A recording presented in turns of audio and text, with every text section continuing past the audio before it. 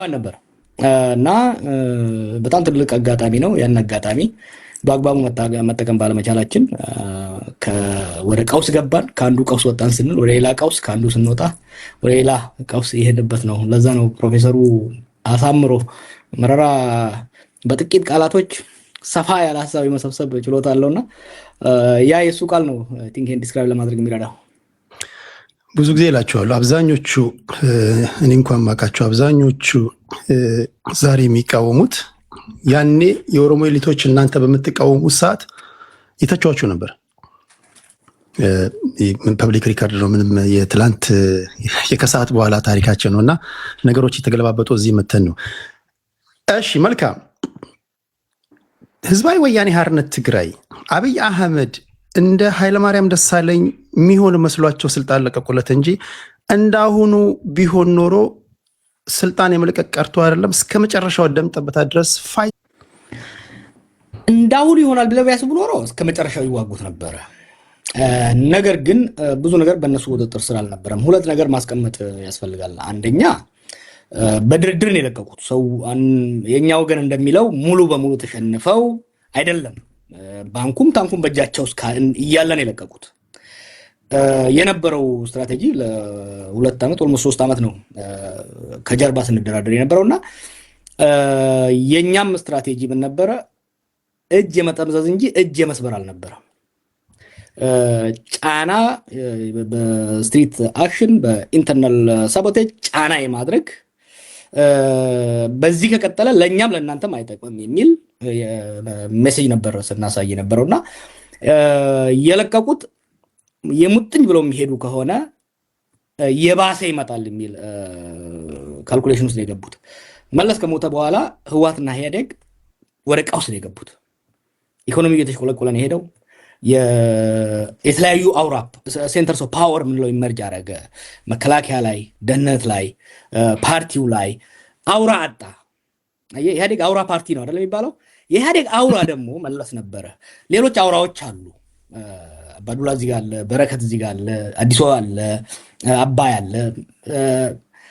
መለስ was one among equals እና ኢንስቲቱሽናላይዝድ የሆነ ኦሊጋርኪክ ዲክቴተርሽፕ ነበር የነበረው። መለስ ሲሄድ ያንን ባላንስ የሚያደርግ አንድ ነገር ጀምሮ ሳይጨርሰው ነው የሄደው። አየህ፣ ይሄ መተካካት የሚለው ነገር ትዝ ይልሃል? እና ኃይለማርያም ነፍቶ እነ ሙክታርን ሲያመጣ ሁለት ስህተት ፈጠረ። አንዱ ዘገየ፣ you should have started early። ሁለተኛ ፒክ ያደረጋቸው ሰዎች እሱ ከጀርባ ያው ምን ያህል እንደምንቆይ አናውቅም። ለዚህ ላይ አሁን መለስ መተቸት ከባድ ነው። ምን ያህል እንደምንቆይ አናውቅም። አሲዩም ማድረጋቸው ሊኳን ዩ ሲንጋፖር ላይ አይቶ ይሆናል። ሌሎች እነዚህ ስልጣን ለቀው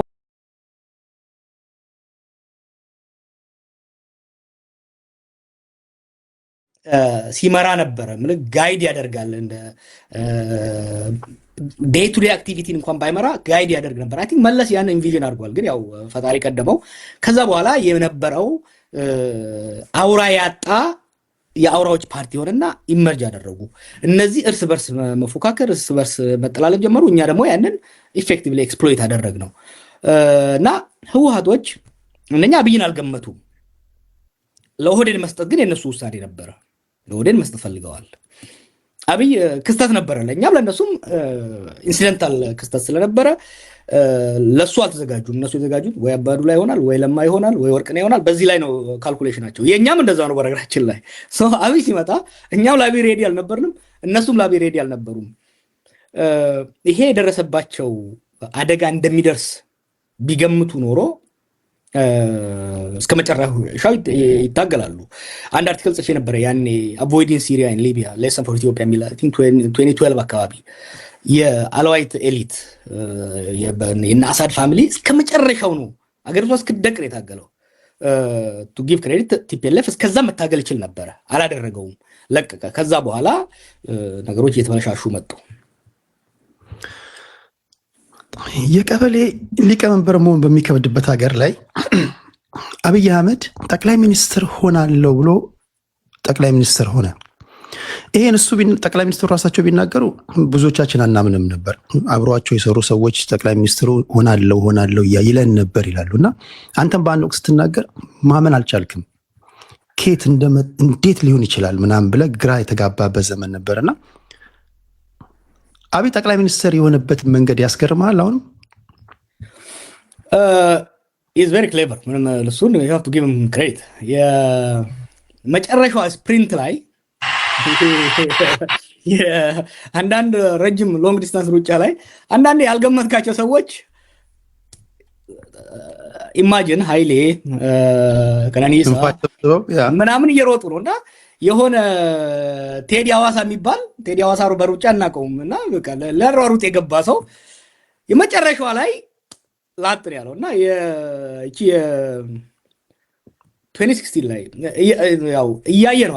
የእሱ አድቫንቴጅ ምን ነበረ? በስልጣን ሰርክል ነው ያደገው።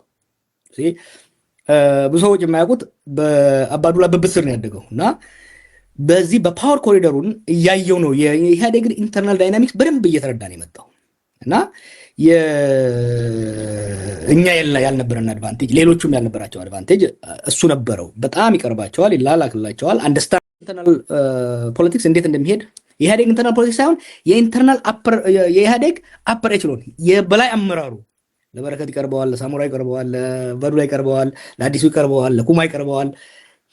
ቋንቋ ይችላል፣ ቋንቋ ይችላል። ቋንቋ ብቻ አይደለም ቤተኛ ነው። አየህ ቬሪ ክሎዝ። ህወሓት ማንጁስ የሚለውን ታውቃለህ? እነሱ የሚያሰድጓቸው ሪል ማንጁስ ወዝ አብይ እና ያንን መጨረሻ ላይ ልክ 2015 አካባቢ 16 ላይ ሙክታር ላይ ሶፍት ኩ ሲደረግ ተሰልፎ መጣ። አምስተኛ ሆኖ አየህ እየተዘጋጀ መጣ። ራሱን አስተዋወቀ። በዛ ሰርክል ያሉትን አጋጫቸው። ሂስ ፕሪንትድ እና አጨራረሷ ላይ የሄደውን ሩጫ ለማድነቅ ቀላል አይደለም። ልክ እኛ ልንይዘው ስንል ሂወዝ ጎን ምንም ማድረግ አልችልም። እኔ ብዙ ጊዜ ይሄንን ነው እና ብዙ ጊዜ አንደርስቲሜት የሚደረግበት መንገድ ይሄ ነገር ጤነኝነት ነው እላለሁ እና ምንም እንደ ማዕቀድ ተደርጎ የመሳል ነገር አለ በፖለቲከኞች ዘንድና ኦኬ ያንን እንትን ለማለት ያን ነው። እሺ ወደ እሱ አሁንም ከሱ ጋር ትንሽ እንቆይ። መሽቶ በነጋ ቁጥር የአብይን ሁኔታ እንዴት ትገመግመዋለህ? ጡንቻው እየፈረጠመ ነው ሲመጣ እያየህ ያለው ወይስ እየቀጨጨ ሲመጣ ነው እያየህ ያለው? መጀመሪያ ላይ ያነሳሁትን ኮሜንት ላድርገው። የእውቀት ጉዳይ ላይ ታክቲካል እና ስትራቴጂክ አመራር አይደለም አብይ፣ ታክቲካል አመራር። ታክቲካል የጢባጢቤውን በደምብ ነው የሚችለው የፓወር ፖለቲክሱን እዛ አካባቢ ላይ። ስትራቴጂክ የሆነ አሁን ቀውስ ይወዳል፣ አድሚት ያደርጋል። ታውቃለህ፣ ቀውስ ይወዳል። በቀውስ ውስጥ የማለፍ ችሎታ አለው። ቀውስን አርግቦ ግን አረጋግቶ አገር ለመምራት አልቻለም። ለምን? ታክቲሽን ነው።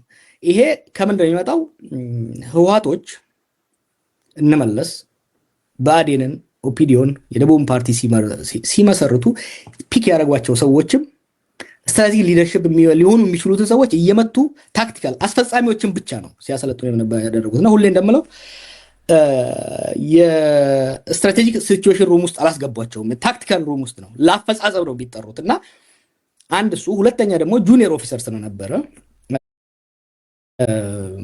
በመከላከያ ውስጥ በኦፕሬተርነት ከዛ ደግሞ በፓወር ኮሪደሩ ላይ ነው እያስፈጸመ ነው እንጂ የመጣው ስትራቴጂክ ውስጥ አልነበረም። የትምህርት ዝግጅቱ የአመራር ልምዱ ተደማምሮ ስትራቴጂክ አመራር ሊያደርገው አልቻለም። ለዚህ ነው አሁን ከቀውስ ሊያወጣን ያልቻለው። ቢገር ፒክቸር ማየት አልቻለም። ዴይ ቱ ዴይ ነው ማኔጅ እያደረገ ቀን ተቀን ቀውሱን ነው ማኔጅ እያደረገ የመጣው። አሰ ታክቲክ ዩ ሃቭ ቱ ጊቭ ኢት ቱ ሂም ኢዝ አ ታክቲሽን። ስትራቴጂክ ግን አት ሌቭል ኦፍ ኃይለሥላሴ አት ሌቭል ኦፍ መለስ በዛ ደረጃ መጫወት አልቻለም። ስትራቴጂክ ላይ እንዴት ነው እየፈረጠመ የመጣው? በጣም ኢንትረስቲንግ ነገር ነው ኢትዮጵያ ውስጥ የሆነው። አንድ ወገን የአገረ መንግስቱ አቅም እየመነመነ ነው የሄደው።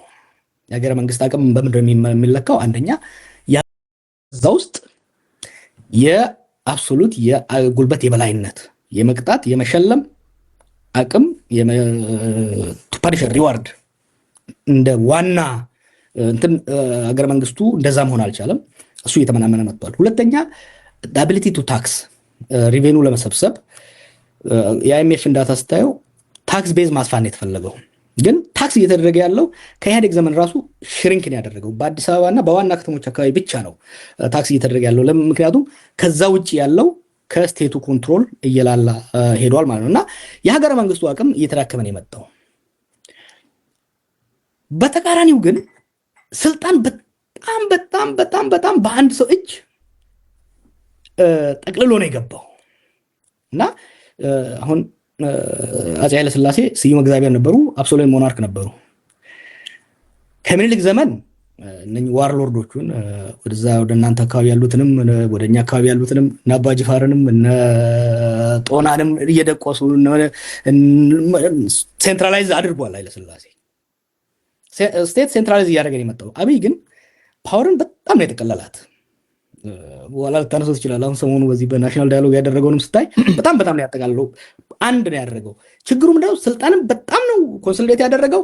ግን የስልጣኑ አቅም ስልጣኑ ብሮድካስት የሚደረግበት የሀገሪቷ ክልል ግን እየመነመነ እየጠበበ ነው የመጣውና እንዴት ኤክስፕሌን እንደማደርገውና ሁለት ኮንትራዲክሽን ነው። ለዛ ነው አሁን አንተ ይሄ የምታነሳው ጥያቄ በጣም ኢንትረስቲንግ ነው። በፖለቲካል ሳይንስ ክላሶችም የሚነሱ ናቸው።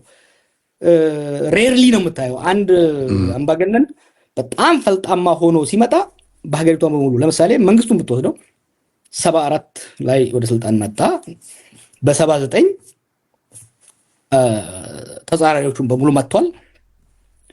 በ81 82 በአብዛኛው ሀገሪቷን ከተወሰነ የኤርትራ ቆላማና ተወሰነ ሐረርጌና ኦጋዴን በስተቀር ጸጥ ረጭ ማድረግ ችሏል። አሁን ይሄኛው ግን አልቻለም። በዛ እስከ 8 ዓመት በኋላም አብዛኛው ሀገሪቷ ክፍል እስከ ቢሾፍቱ ድረስ በአማጺ እንቅስቃሴ ያለበት ነው እና ይሄ ነው ኮንትራዲክሽን ነው የሚታየኝ። ጀዋር ኤክስትሪም ሌፍት ዊንግ ነበረ።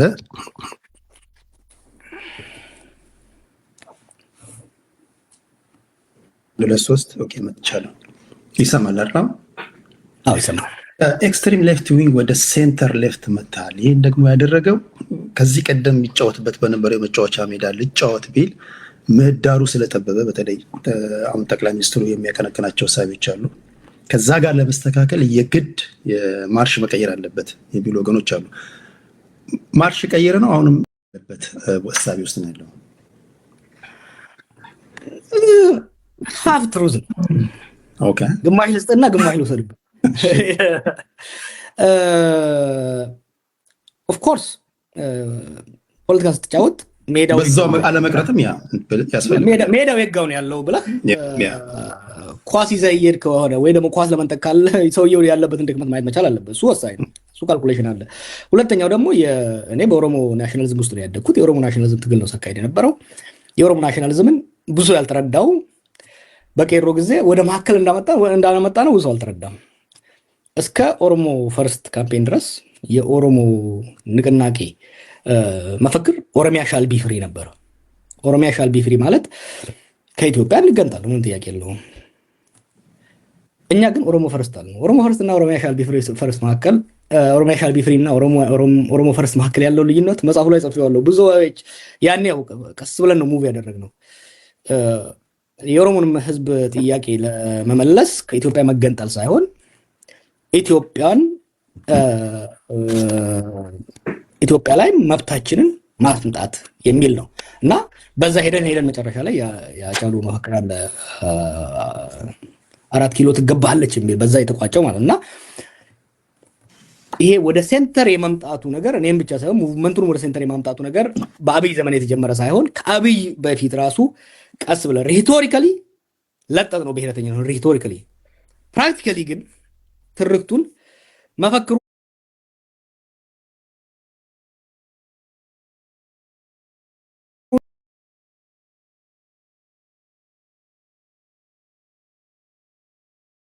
የኦሮሞ ናሽናሊዝም ወደ ምን አመጣ ነው? ወደ ኢኮኖሚ አመጣ ነው። ወደ መሬት አይደለም። ማስተር ፕላን እኮ የማስተር ፕላን ትግል እኮ ኢትወዝ ኢኮኖሚ ሴንተር ሙቭ አደረግን ወደ ሴንተር። አሁን ደግሞ ከዚህ በፊት ያያቸው 4 ዓመት አካባቢ የትርክት አድጀስትመንት ያስፈልጋል ብዬ የጻፍኩት ረጅም ጽሁፍ ነበርና ከዛም ጀምሮ እስር ቤትን ቁጭ በደንብ አሰብኩበት። ሞር ወደ ሴንተር ማምጣቱ አስፈላጊ ነው። አንደኛ ለኦሮሞም አስፈላጊ ነው። ወደ ሴንተር ማምጣት አለበት ፖለቲካው። ለኢትዮጵያም ቢሆን በተለይ ጦርነቱ ምን አሳየኝ መሰለ? አንዳንዴ ከፖለቲካው ምህዳር ወጥተህ ስታየው የሚረዳ ነገር አለ። እስር ቤት ሆኜ ሳይ የነበረው ለማጠንጠን የረዳኝ ነገር ምንድን ነው? ብሔረተኝነት ኢትዮጵያ ውስጥ መለጠጥ ከሚችለው በላይ በቃ ሄዷል። ከእንግዲህ በኋላ በተለጥሰው ይበጥሳል። አክቹዋሊ ተበጥሷል ማለት ይችላል። ኢትዮጵያ ውስጥ አሁን ኢትኖ ናሽናሊዝም ሃዝ ሪችድ ኢትስ ሊሚት። ሰዎች መረዳት ያለባቸው ኢትኖ ናሽናሊዝም ከዚህ በላይ ሊሄድ አይችልም። ህዝቡ ሮማንቲሳይዝ ያደረገ የነበረው ሁለት ነገር በጣም ሮማንቲሳይዝ ያደረገ ነበር ኢትዮጵያ ውስጥ። አንዱ የትጥቅ ትግል ነው። ሁለተኛው ብሔረተኝነትን በጣም ሮማንቲሳይዝ ያደረግ ነበረ። ትግራዋይነት፣ ኦሮሞነት፣ አማራነት ሄዱና አይ ቲንክ ሐዋሳንና ትዝ ይልሃል የሲዳማ ናሽናሊዝም። አሁን የሲዳማ ናሽናሊዝም ረግቧል እኮ። ለምን መሰለህ የረገበው? በክልልነት ላይ ያነጣጠረ ብሔረተኝነት ነበረ። ክልልነት ካገኘ በኋላ ኦኬ ክልልነት አገኘው፣ ኑሮ የተለወጠ ወይ ክልል ሆንኩ፣ ከነኛ ከተነጠልኩ ኑሮ የተሻለው ይሽሏል ወይ የሚል ጥያቄ እና አሁን የሲዳማ የምትወስደው ኢንተርናል ክሪቲሲዝም ላይ ገብቷል እና የኦሮሞም አሁን ድሮ የሌላ ገዛዝ ምናምን የሚለው አሁን ቀረና እንዴ ለካ ችግሩ የሌሎች ብቻ አይደለም፣ ከኛም ውስጥ ዘራፊ፣ ቀማኛ፣ ጨቋኝ ይወጣሉ የሚል አምጥቷል እና ብሔረተኝነት ሊሚት የትግራይ ናሽናሊዝም ወሰደው። ለምሳሌ የትግራይ ናሽናሊዝም በጣም በኢትዮጵያ ውስጥ ፋሲኔቲንግ እና በጣም ፓወርፉል። በነገራችን ላይ አሁን ሰዎች እንደሚያጠሉት አይደለም። ህወሓትና ሻዕቢያ በአፍሪካ ከወጡ ሊበሬሽን ሙቭመንቶች ውስጥ ጠንካራውን ፖለቲኮ ሚሊተሪ ኦርጋናይዜሽን የገነቡት ከዚምባብዌዎችም የበለጠ ከሌሎችም የበለጠ በጣም ሶሊድ የሆነ ፋውንዴሽን ያላቸው ናቸው። የትግራይ ነው የምትወስደው፣ ያ በጣም ሶሊድ የሆነ አናሳም ከመሆኑ የተነሳ ኮሄሽኑ በጣም ጠንካራ የሆነው ናሽናሊዝሙ እንዳለ ሆኖ ግን ኢንተርናል ዲቤት ፈጥሮበታል፣ ፍራክቸር አድርጓል። ምንድን ነው ያመጣው? የኢትኖ ናሽናሊዝም መካረርና በዛ ላይ የሚሊተሪው መጋጨት፣ ሚሊተንሲ እና ኢትኖ ናሽናሊዝም ተካረረና እርስ በርሱ ተጋጭቶ ረገበ ማለት ነው። ስለዚህ ነው አሁን ሰሞኑን ከእንትና ጋር ስናወራ ነበር፣ ከቴዲ ጋር ስናወራ አንዱ ለምን ጦርነት ያልተጀመረው ቴዲ ወደ ኋላ ልውሰድና 2020 የትግራይ ጦርነት ከመጀመሩ በፊት ከ2019 እስከ 2020 እኮ ኮሌክቲቭሊ አብደን ነበር እንደ ህዝብ። በለው ጣለው ቁረጠው ነበረ። ምክንያቱም ጦርነትን ለ30 ዓመት አላየናትም ነበር ኢትዮጵያ ውስጥ። ኢንፋክት ከአጼ ምኒልክ ጦርነት ወዲህ ኢትዮጵያ ህዝብ ጦርነት ያየው አሁን ነው ማለት እችላለሁ እኔ። ምክንያቱም ከዛ በፊት የነበሩ ጦርነቶች በኤርትራ ተራሮች፣ በባሌ እና በኦገዴን ቆላማ አካባቢ እንጂ የሀገሪቷ ሰፊ አካል ለጦርነት አልተጋለጠም። አሁን ባለፉት ከ2000 እስከ 2020 ድረስ ያላዩት ሀገር ይናፍቃል አይነት አይደለ? ጦርነት በጣም ናፍቆን ነበርና we gave it all በአጭር ጊዜ ውስጥ በ2 ዓመት ውስጥ የ1 ሚሊዮን ሰው መሞት ብቻ ሳይሆን ጦርነት ጠግበን አስታወቀን፣ አቅለሸለሸው ህዝቡ። ላለፉት 6 ወራት የነበረውን ነገር ብትወስድ የትግራይ ሚዲያ በከፍተኛ ደረጃ የጦርነት ቅስቀሳ ያደርጋል። የአብይ ሚዲያ በከፍተኛ ደረጃ የጦርነት ቅስቀሳ ያደርጋል። ግን አንተ ከኔ የበለጠ ሚዲያ ላይ ታያለህ፣ ጦረኛን ታያለህ። በጣም ትንሽ ነው የምታየው፣ ሰው በጣም ጥቂት ናቸው። ህዝብ ውስጥ ሄደህ አዲስ አበባ ላይ መቀሌ ላይ ብታይ ጦርነት ማች መጣብን ውፍ የሚል እንጂ ጦርነት የሚሸሽ ወጣት እንጂ እንትን አታይም። የአብይም እነ ደብረጽዮንም አስገድዶ ወደ ጦርነት ሰው እያፈሱ ነው። 2020 ላይ ግን ሰው ፈልጎ ነው ብሎ የገባላቸው ማለት ነው። እና ኢትኖ ናሽናሊዝምም ሚሊተንሲም ሊሚቱን ሪች አድርጓል። እንደ ፖለቲከኛ ነጋዴ ነው፣ ሀሳብ አይደለም የሚሸጠው። ያንን ኦዲየንስ ማወቅ መቻል አለብኝ። እኔ ብቻ አይደለሁም፣ ማንኛውም ሰው ቢሆን ዛሬ ላይ ጦርነትን ለኢትዮጵያ ህዝብ መሸጥ አትችልም። 2019 ላይ እኛ ወደ ሰላም ስናወራ እኮ ሰው አይሰማንም ነበር፣ ምክንያቱም ገበያው የጦር ነበር። ኢትዮጵያ ውስጥ አሁን ያለው ደግሞ የፒስ ማርኬት ነው። ለዚህ ነው አሁን አብይ ራሱ ሞክሮ በባህር ሞከረው፣ በምን ሞከረው ትቶ አሁን ተለሳልሶ ሞር ወደ ሰላም ወደ ዲያሎግ ወደ መናገር የሚመጣበት ገበያውን ስላላየ ነው። አስረዘምኩብህ፣ ግን የኔም ከዛ ካልኩሌሽን የመጣ ነው ማለት ያለ። ከዚሁ ጋር በተያያዘ አንድ ወሳኝ ጥያቄ ላንሳልህ። አሁን ብሔርተኝነቱ እየረገበ መጥቷል ነው የሚል ድምዳሜ ላይ ደርሳል። የሚታየውም ነገር እንደዛ ነው ብላል። ከዛ ጋር በተያያዘ ግን የኦሮሞ ትግል ስኬቱን መታ ከምንልበት ዋነኛ መንገድ አንዱ አማራ እንዲል ማድረጋችን የሚል ንግግር አለ ባልሳሳት። ምን ማለት ነው እሱ? ያኔ ያልኩት እና አንዱ የነበረው ያኔ ለድርድር ምንድን ነው የአማራ ፖለቲካ ኤሊቶች በኢትዮጵያ ነበር የሚሄዱት። ስለዚህ አሁን በእኛና በትግራይ መካከል መከራከር እና መደራደር በጣም ቀላል ነበረ፣ ልዩነት ቢኖርም። ምክንያቱም እንደ እንትን ነው የምትመጣው፣ እንደ አንድ ሰብ ነው የምትመጣው። ያኔ የአማራው ፖለቲካ ኤሊት ግልጽ የሆነ የአማራ ኢንትረስት እያራመደም በኢትዮጵያ ስለሚመጣ ኦኳርድ ያደረገው ለመደራደር በጣም አስቸጋሪ ሆነ። አማራ የበራሱን ፖለቲካ ኢንትረስት እኔ እንዳንተ ያሉ ኢትዮጵያኒስቶች አይኑሩ አይደለም እያልኩ ያለሁት። ኢንፋክት መብዛት አለባቸው ከተለያየ አካባቢ ይመጡና ሲቪክ ናሽናሊዝም የሚያራምዱት መኖራቸው ጥሩ ነው።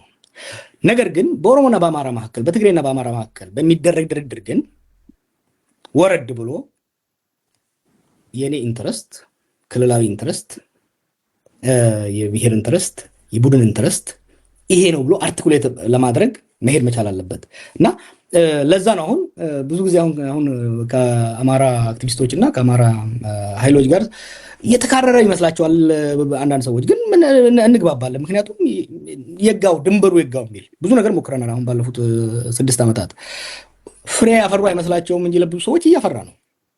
ኢንተረስት የጋው እንደሚቆም መረዳዳት ይቻላል። ለዛ ነው ስለነበረው የክሊር አድርጎ የራሱን ኢንተረስት አርቲኩሌት አድርጎ መምጣቱ ጠቃሚ ነው። አሁን ናሽናል ዳያሎግ ላይ በፈደው ናሽናል ዳያሎግ ላይ የአብንም የብልጽግናም የኢዜማም አብረው ረግጠው የሚወጡበት እድልታ ያለ አትሊስት የሚዘገበው እውነት ከሆነ ማለት ነው። እና ኢንተረስቱን እንደዛ አርቲኩሌት ሲያደርግ እዚህ ጋር ከነካሁት ፈቀቅ ሊልኝ ይችላል፣ እዚህ ጋር ከነካሁት ሊገፋኝ ይችላል የሚል ክሊር የሆነ መደራደሪያ ነጥብ ይኖራል ከሚል የተነሳ ነው። ከመጽሐፍ አንድ ብቻ አልጠይቅህ፣ በጣም እኛን የሚመለከት ስለሆነ የከተማ ልጆች አላችሁ፣ ብዙ ጊዜ ስላችሁ የነበረውን ነገር ጀዋር እዚህ ጋር አስቀምጦላችኋል።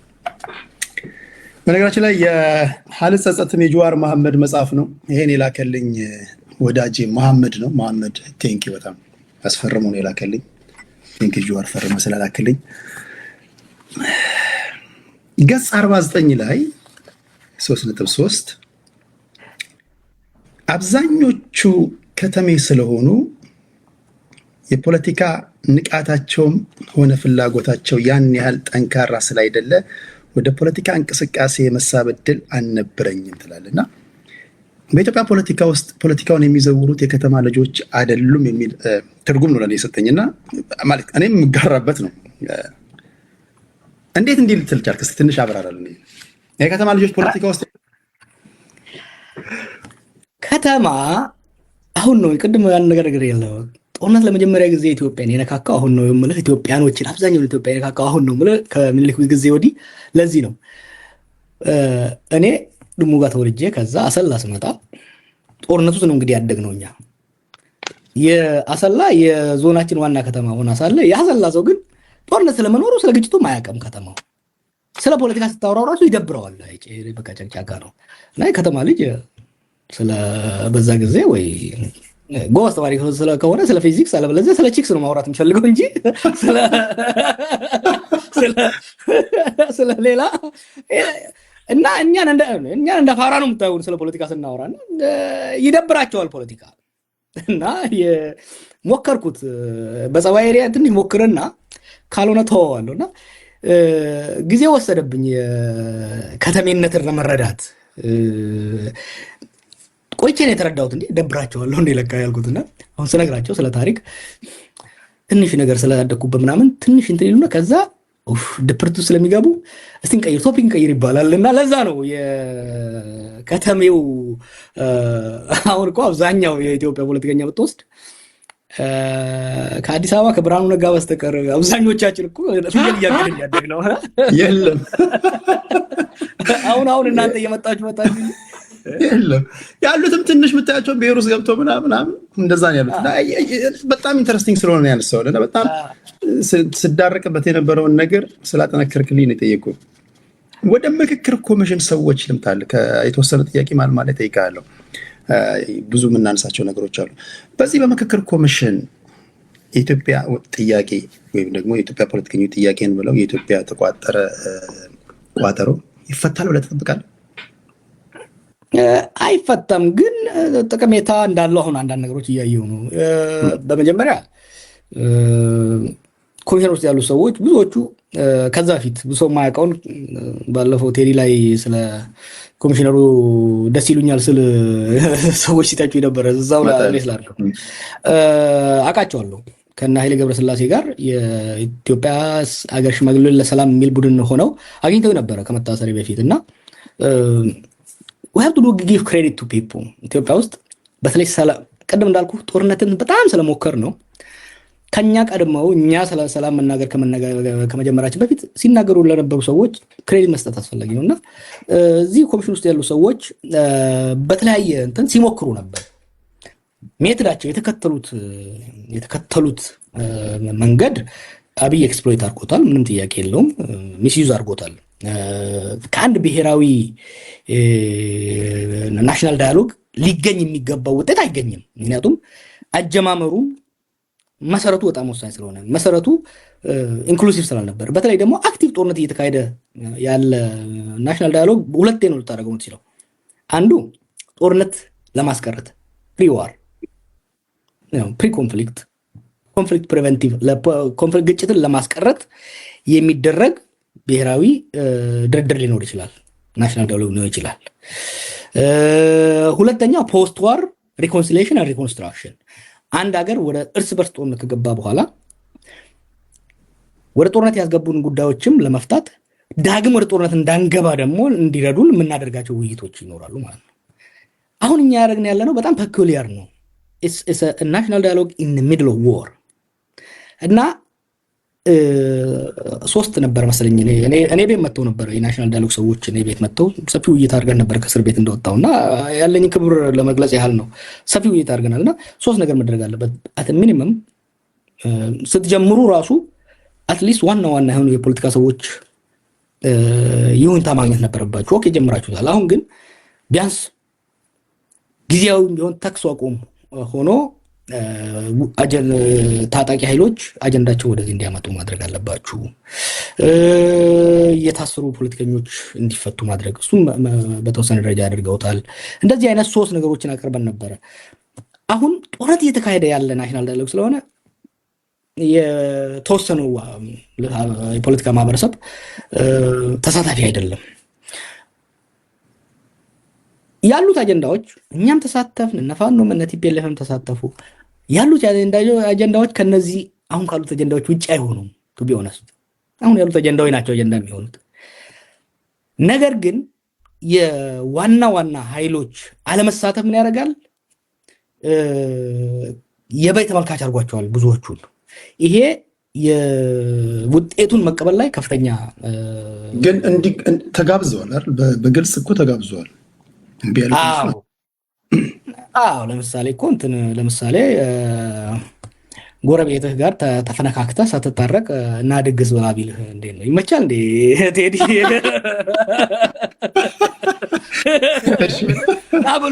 ና ብሎ መርዝ ቢጨምርለት ና ብሎ ብሩን ዘግቶ ቢወቃውስ እና ቢታርድ እና ፌር እየሆን መሄድ አስፈላጊ ነው እና እሱ ላይ ነው። ግን አጀንዳዎቹ በናሽናል ዳያሎግ ደረጃ አንወስደውም። ግን የአብይ የፈለጋቸው ነገሮች አሉ። ከዛ ግን የኢትዮጵያ ሕዝብ ሊጠቀማቸው የሚችሉ ነገሮች አሉ። ሁሉም ነገር ጉዳት አለው ብቻ አይደለም። አጀንዳዎቹ መጥተው ብዙ ሰዎች የተሳተፉባቸው ምንም እንኳን ውጤቱ በአብይ የተወሰነ ቢሆን ራሱ አከራካሪ ጉዳዮች ህዝብ መካከል መጥተዋል። ምንም እንኳን ኦልሞስት ፕሮባብሊ 90% የሚሆኑ ተሳታፊዎች የብልጽግና አባላት ቢሆኑ እንኳን እነዚህ አባላት ከተለያየ ብሔረሰብ የመጡ ናቸው። አሁን ከተሳታፊዎች ዛሬ ሳዋራቸው ነበረ። ከሁሉም የሀገራችን ቅርንጫፍ የመጡ ሰዎች አሉ። ጀንደር የተለያዩ ኃይሉ እነዚህ መምጣት ኢሹዎቹ እንዲወጡና እነኝህን ኢሹዎች እንዲያውቁ አድርጓቸዋል። ወደፊት እውነተኛ ብሔራዊ ድርድር፣ ብሔራዊ ምክክር፣ ሀገራዊ ምክክር ሲካሄድ ደግሞ ልምድ ቀስመናል። ሃው ቱ ዱ ኢት ቤተር አትሊስት ቴክኒካል አስፔክቱን እንዴት መስራት እንደሚቻል የሆነ ልምድ ተቀስመዋል። ከዛ ባለፈ ግን የተካሄዱ ያሉ ጦርነቶችን ለማስቆም ሆነ ዳግም ወደ ጦርነት እንዳንገባ አስተማማኝ የሆነ መሰረት ሰጥቶናል ማለት ግን አልችልም። የሰሜን ባለፈውም ጠይቄ ነበር። የሰሜኑ ጦርነት በእኔ ትንታኔ ኢህአዴግ ለሁለት ተሰነጠቀ እና ትክክል ካልሆነ እንደዛ አይመስለኝም ማለት ነው። የተጠበቀ ነው። ኢህአዴግ ለሁለት ተሰነጠቀ፣ ወደዛና ወደዛ ጎራ ከፋፈሉ፣ ተደባደቡ። እኔ እንደዛ ነው ምስለው። የሰሜኑ ጦርነት ላይካሄድ የሚችልበት እድል ነበር። በጣም ሰፊ እድል ነበር።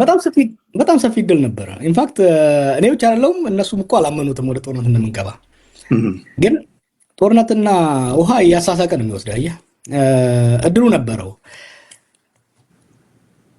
አየህ ህወሓቶችም ችግር ይመጣብላን ብለው ያሰቡት ስልጣን ከመልቀቃቸው በፊት ከኢህአዴግ ውጪ ነው ያሰቡት። ይሄ የአምባገነንነት የኦቶሪቴሪያን ሲስተም ችግሩ ምንድነው ታውቃለህ? ችግሮች ላይ ቁስል ላይ ፋሻ ያስቀምጣል። ቁስሉ ከውስጥ የሚብሰለሰለውን አይ ምክንያቱም ፋሻ ያስቀምጥባል። ሌላ ትንሽ በደም ነገር ሲታይ ደግሞ በዛ ላይ ፋሻ ያስቀምጣል።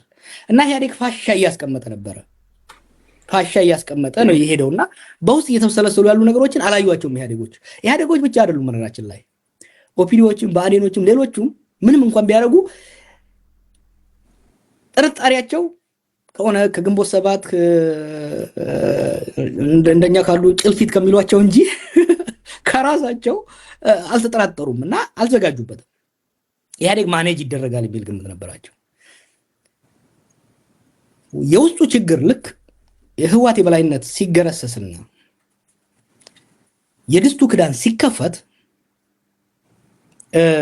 አብይ ምንድነው የፈለገው? ሌላ ክዳን አምጥቶ መሸፈን ነው የፈለገው።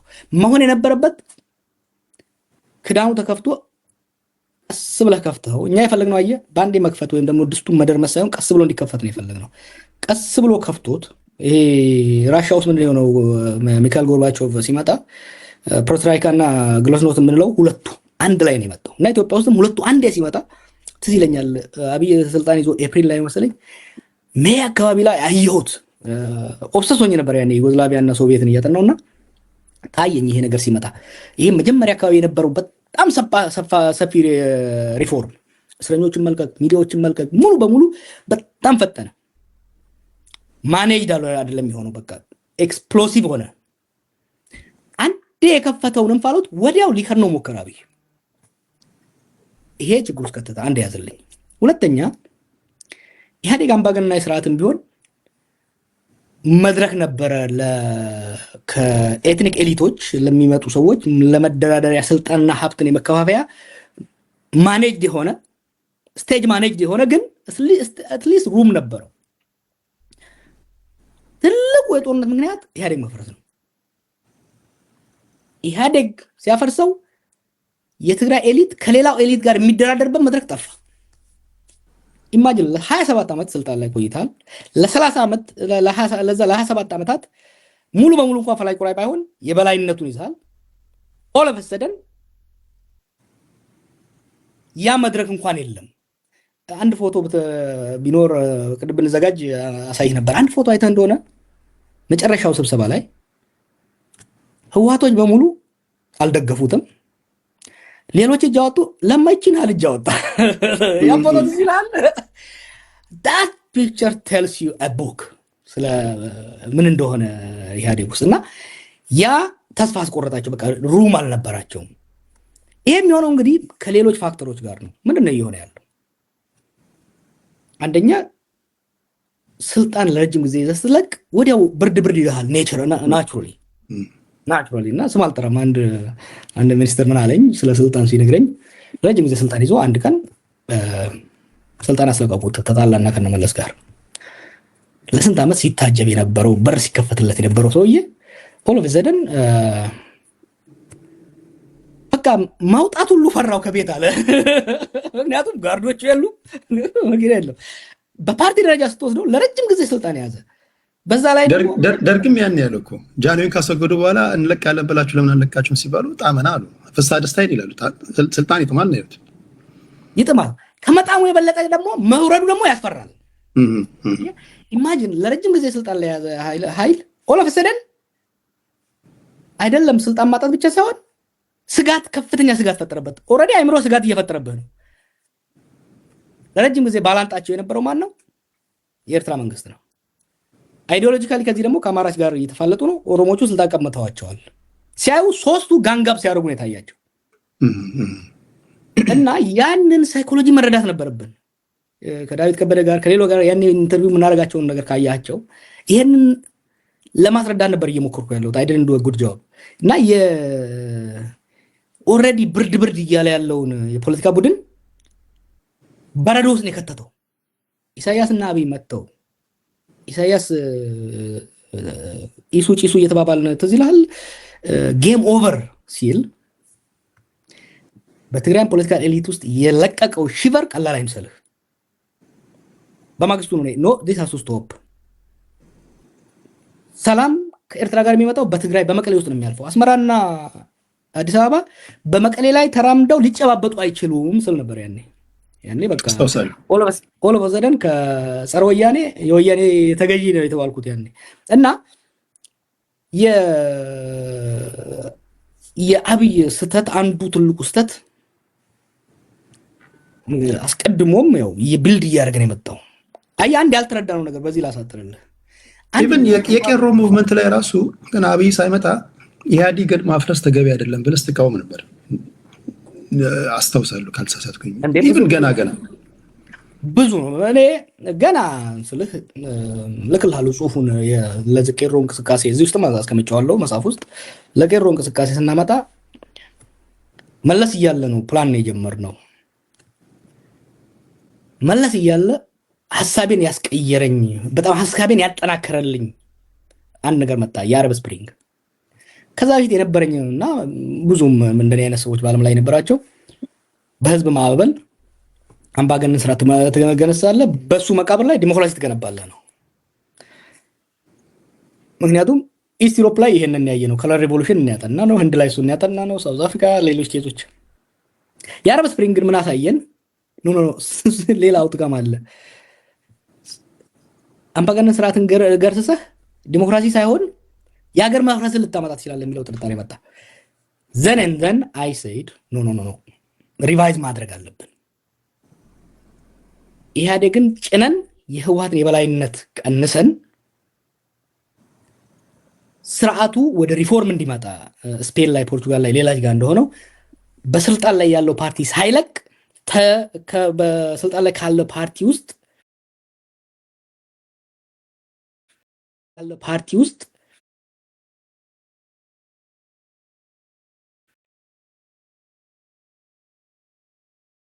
አስቴር ሃርድላይነር ነበሩ።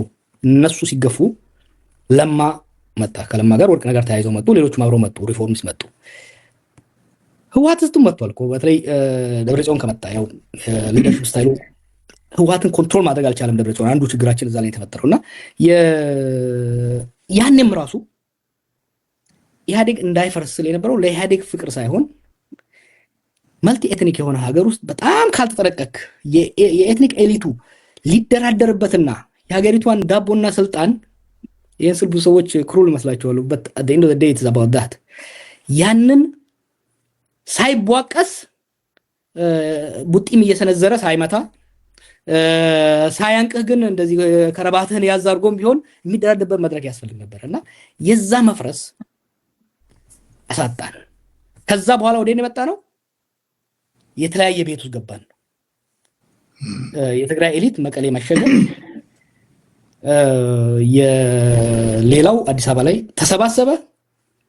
ከዛ የኤርትራ የአስመራው መጣና ይሄንን በጣም ፈዛይ ማድረግ አለብን፣ ምክንያቱም አሁንም ስህተቶች እያዩ ስለሆነ ኢፍ ያረ ትግራያን አየህ አንተ ትግራያን ከሆንክ በተለይ የህወሓት ሰው ህወሓት ብቻ ሳይሆን ትግራይን ራሱ ከሆንክ 2018 እስከ 2020 ያለው በጣም አስፈሪ ጊዜ ነበር። የስልጣን ከለላ አጥተሃል። ከመከላከያ ውስጥ እየተመነጠርክ ነው። የነበረህ ነገር እንትን እያለ ነው የመጣው። ሶ በዛ ላይ የኤርትራ መምጣት የአማራ ናሽናሊዝም መምጣት ፍርሃት ውስጥ ከተታቸው። ከዛ በኋላ የጦርነት ድግስ ውስጥ የገባ ነውና ጦርነቱን ማስቀረት የሚቻል ጦርነት ነበረ። ምክንያቱም በዚህ ልስጥ እነዚህ ኢህአዴጎች ከኛ የተሻለ ፓወርን ያውቃሉ። ሉክ አሁን ጌቾና አብይ እንዴት እንደሚሞዳሞዱ እነኛ ይተዋወቃሉ ከኛ የበለጠ ሮኔ ያደጉት ሮኔ የበሉት ወታደሮቹ ሲሸልስ ላይ እነ ብርሃኑ ጁላና እነ ጻድቃን ሲገናኙ አንድ እዛ የነበረ ሰው ሲነግረኝ የጠበቁት ኦክወርድ የሆነ የተለያየ ቤት ውስጥ አድርገናቸው ምናምን የሚኮራረፉ ነገር ነው። ግን they grow up together they have so many memories together እና ጦርነቱን ለማስቀረት የሚያስችል ብዙ ነገር ነበረ። ከኔና ከአብይ የተሻለ ጌታቸውና አብይ ደብረጽዮንና አብይ ናቸው የሚተዋወቁት። ጸባቸውን የተዋወቁ ነበር። ግን ምን ሆነ? ወደ ግጭት እንገባለን የሚል ግምት አልነበራቸውም። አንዱን አስፈርቼ የምፈልገውን አሟላለሁ የሚል ነው። ያ ተካረው ሄዶ መጨረሻ ላይ ጦርነት አመጣ። እሺ፣ እዚህ ጋር ነው ዋናው ነገር። አብይ አህመድ ኃይለማርያም ደሳለኝ ይሆናል ብለው ጠብቀዋል በብዙዎቹ የቲፒኤልኤፍ ሰዎች። ይሄን በተለያዩ መድረኮች ሲያንጸባርቁ ታያለህ። ቅድም ከአንተ ጋር ሳወራ ምናልባትም አሁን የሚሆነውን አብይ እንደሚሆን ቢያውቁ ኖሮ እስከ መጨረሻዋ ድረስ ፋይት ያደረጉት ነበር ብለኛል። ኃይለማርያም ደሳለኝ ይሆናል ብለው የጠበቁት ሰው ኃይለማርያም ደሳለኝ ሳይሆንላቸው ሲቀር ወደ ድብድብ መግባታቸው ግልጽ ከሆነ አብይ ከመደባደብ ውጭ ምን አማራጭ አለው? ብዙ ጊዜ በትንታኔዎች አብይን ብቻ ጠቅላይ ሚኒስትሩን ብቻ ጦረኛ የማድረግ ነገሮች ነው ትንታኔዎች ያሉት እና እውነታው ይሄ ከሆነ አብይ ከመደባደብ ውጭ ምን አማራጭ አለው? ጥያቄውን እንግዲህ መቼ የሚለው ነው። ከ2020 መግባት በኋላ ብዙም አማራጭ አልነበረም። ነገሮች በራሳቸውን እየሄዱ ሄዱት። ከዛ ፊት ግን ብዙ አማራጮች ነበሩት። ለምን አብይ ኃላፊነት መውሰድ ያለበት? የሀገሪቷ የፖለቲካ ማዕከል ጠቅላይ ሚኒስትር ነው ኢትዮጵያ ውስጥ ቺፍ ኤግዚኪዩቲቭ ኦፊሰር። አንተ ካምፓኒ ግን ለምሳሌ አንተ የጉግል ሲኢኦ ብትሆን የተለያየ የጉግል ዩሮፕ የጉግል ላቲን አሜሪካ ሊያጠፋ ይችላል። ዋናው ሬስፖንሲቢሊቲ ግን በአንተ ነው። አንድ እሱ በጣም ወሳኝ ነው። ሁለተኛ ህወሓት የተሸነፈ ፓርቲ ነው። ያኔ ከስልጣን የለቀቀ ፓርቲ ነው። የህዝብ ድጋፍም የለውም። ትግራይ ውስጥ ራሱ የህዝብ ድጋፍ አልነበረውም። አብይ ግን በከፍተኛ ፖፑላር ማንዴት የመጣ መሪ ነው። ትልቅ ፖለቲካል ካፒታል ነበረው። ያም ፖለቲካል ካፒታል በፖለቲካ ውስጥ የፖለቲካል ካፒታል በጣም ወሳኝ ነው። ልክ እንደ ብር ማለት ነው። አንድ የታክሲ ሾፌር እና አንድ የመኪና ካምፓኒ ያለው ሰው የመደራደሪያ አቅማቸው የተለያየ ነው። በእኩል ሚዛን ልትይዛቸው አትችልም። አየህ። እና አብይ ያንን ካፒታል በመጠቀም ግሬሽስ መሆን ይችል ነበር። ወቅቱ እንደፈለገ ማድረግ ፓወር ነበረው ብለህ ታስባለህ? ማሳየት ፈለገ እሱን። አየህ፣ ለምን ወደኋላ ልውሰድህ። አንዳንድ ያደረጋቸው በጣም ሲሊ ግን ኮስትሊ የነበሩ ሚስቴኮች ጌታቸውንና እነ ሳሞራን ያባረረበት አካሄድ ትክክል አልነበረም። አንድ ሰው ኢጎ አለው። ለ17 ዓመት መስለኝ የመራው ጌታቸው አሰፋ ደህንነትን በመለስ ጊዜም ከመለስ በኋላ በቃ ዋናው ሰው ሆነ። በመለስ ጊዜ ነው የተጀመረው። ከክንፈ ቀጥሎ ነው የመጣው። በመለስ ጊዜ ወደ 78 ዓመት ከዛ በኋላ ምን ቀጥሎ ነው ሄደው እና ኮርስ እኛ ጌታቸው አሰፋ ላይ የዘመትነው ዋናው ሰው እሱ ስለነበረ ነው። ግን በሁለት መስመር አባሮ ደግሞ ያንን ለሶሻል ሚዲያ ሰዎች ሰጥቶ ለማዋረድ መሄዱ ምን አደረገ? አንደኛ ኢጓቸውን በጣም ጎዳው። ቅድም እንዳልኩ ከስልጣን መውረድ ራሱ ብርድ ይለዋል። ያንን ብርድ ደግሞ በፌስቡክ እና በሌላ ስታዋርደው ፍራቻ ውስጥ ገባ። አንተ በምትኖርበት ሀገርና እኔ በምኖርበት ሀገር ራሱ እንደዚህ አይነት ዋና ቁልፍ ላይ የነበሩ ሰዎች ምንም ባትወዳቸው ስታሰናበታቸው በክብርና በጥንቃቄ ነው። አየህ፣ በክብርና በጥንቃቄ እንደዚህ አይነት ነገሮች ያኔ ሁለት ነገር በጣ። አየህ፣ አንደኛ እነሱ አንደስትሜት ያደርጉት ናቁት። ጆሮን ይዘው ያሳደጉት ማንጁስ ነው። ግን ይሄ ማንጁስ በትልቅ ጄቶች እንደመጣ አሁን ብዙ ጊዜ ጀዋር ሁለት መንግስት አለ ይላሉ። እኔ እኮ ስለ የነበረው ሁለት ኢንጂን ያለው መንግስት ነው ያኔ ስለ የነበረው። ስቴቱ አለ አብይ ከኢህአዴግ የወሰደው፣ የፖፑላር ሰፖርቱ ደግሞ አለ። ሁለት ኢንጂን ያለው ቱርቦ ጄት ነው እየነዳ ያለው አብይ እና ያንን ፓይለቱን ብቻ አይደለም ማየት ያለበት፣ ያን ማሲቭ ቱርቦ ስቴት አለ። ኢትዮጵያን ስቴት ይዟል። ኢህአዴግ ወደ መጨረሻ ላይ የሌለውን ህዝብ ደግሞ ይዟል። ሁለት ነው በሁለት ኢንጂን እየሄደ ያለ ሰው ነው አብይ ያኔ ጊዜ። እሱን አንደስትሜት አደረጉት ስለሚያውቁት፣ ድክመቱንም ምንም ስለሚያውቁት፣ ጁኒየር ስለሆነ እናውቁት። እሱ ደግሞ he wanted to assert ሊያሳያቸው ፈለገ። እነሱም ብቻ ሳይሆን ሌሎችንም ሊያሳይ ፈለገ። አይ ዲሞንስትሬት ማድረግ ፈለገ። ያቺ ሲሊ ጫወታዎች ምን ውስጥ ከተቱ? እልህ ውስጥ እያስገቡ ነገሮቹን አመጡና ያለመምታት እድል ነበረው። አሁን ሰምተህ እንደሆነ ስዩም መስፍን ስለዚህ ኢንተርቪው ሰጥቷል። ጻድቃን ሰጥቷል። let's be fair ጠባጫሪ የህዋት እና የትግራይ ኤሊቶች ነበሩ። እነ ጌቾ ጠባጫሪዎች ነበሩ። ጌታቸው አሰፋ ከጀርባ ሊሆን ይችላል። እነ ጌታቸው ረዳ ግን ከፊት ለፊት ጠባጫሪዎች ነበሩ። እነሱ ጋር ቀላል የማይባል ኢጎ አለ። በጣም ቀላል ኢጎ ብቻ ሳይሆን አወኩሽ ናኩሽም ነበረ። ግን ደግሞ ከትግራይ ደግሞ ሰላም የፈለጉ ሰዎች ነበሩ እኮ እና ስዩም ለረጅም ጊዜ የኢትዮጵያ ቺፍ ዲፕሎማት፣ የህዋትም ቺፍ ዲፕሎማት 40-50 ዓመት ስልጣን የነበረው ሰው ነው እና ኤክስፒሪየንስ የነበረው ሰው ነው። ልጠረጥረው ትችላለህ አንዳንድ ነገሮች ላይ፣ ግን ኦል ኦፍ ሰደን ስታገለው የሚፈጠረው ነገር አለ። ሪሜምበር የመለስ ሞት የፈጠረው ቮይድ ነበር። ሳይኮሎጂካሊ በትግራይ ኤሊት ላይ የፈጠረው ነገር ነበር። ያንም ቮይድ አልሞሉም። አሁን መለስም ብቻ ሳይሆን ስልጣን ሲያጡ ደግሞ የመጣው ነገር አለ። አየህ እና ሞክረዋል እኮ ጻድቃን ጻድቃን ሄዶ ሞክሯል። ስዩም ሞክሯል። ኢቨን አቦይ ስብሃት ረጅም ጊዜ አውርተናል። አንድ ጊዜ እነ ጻርና ጀነራል አማራ ክልል ላይ የሞቱ ጊዜ አውርተን ነበር። እነሱ ራሱ ቁጣም ቢኖር ፍራቻም ቢኖር they are open to discussion። ግን አየሱ አሰርት ማድረግ ሞከረ።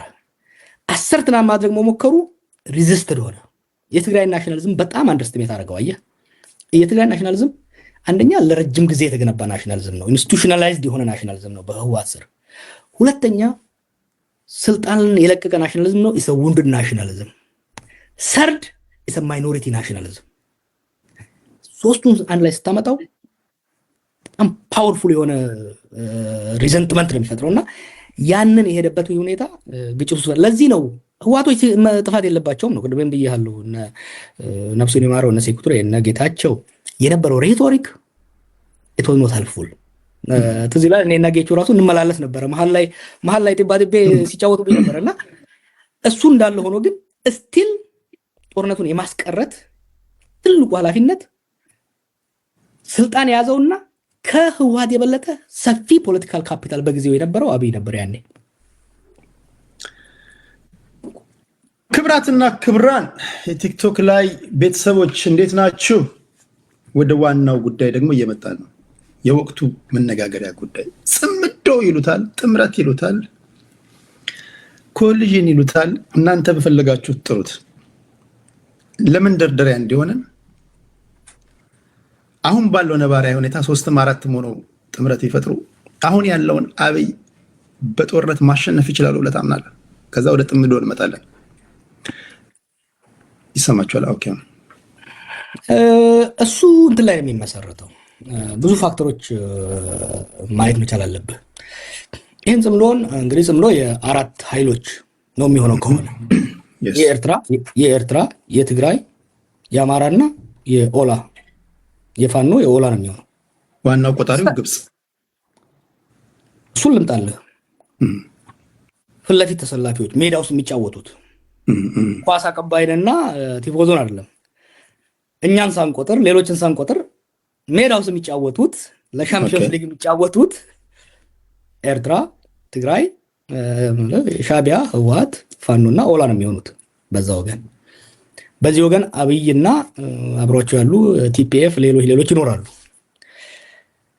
ኮምፕሊኬትድ የሚያደርገው ካልኩሌሽኑን አንተ ያነሳው ቸኩላ ያነሳው ቲፎዞቹና ኳስ አቀባዮቹ አሁን ይሄ ጦርነት ሰው እንደሚያየው የሰሜን ጦርነት ይባላል። የሰሜን ጦርነት አይደለም፣ የሰሜንና ምዕራብ ጦርነት ነው።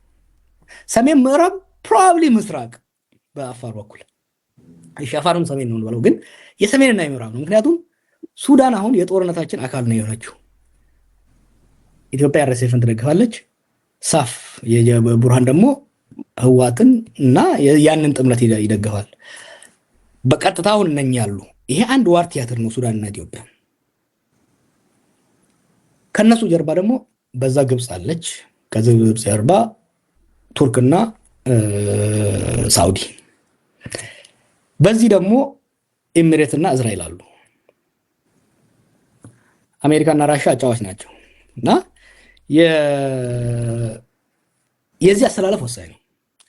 እዚህ ላይ ሰዎች እንዳደርጉ ሁለት በጣም ወሳኝ ፓወርፉል ኃይሎች ብዙ ስለ ግብፅ ያወራል። ግብፅ ምላስ ነው። ግብፅ አይደለም ወሳኝ ተጫዋች፣ እዚህ ወሳኙ ኳስ አቀባይ ሳውዲና ኤሚሬት ናቸው። ሳውዲና ኤሚሬት እንዴት መሰለህ ማየት ያለብን፣ ዝሆንና ነብር። ሳውዲ ዝሆን ነው፣ ማሲቭ ኢኮኖሚ ነው ያለው፣ ማሲቭ ኃይል አለው፣ ግን ስሎው ነው።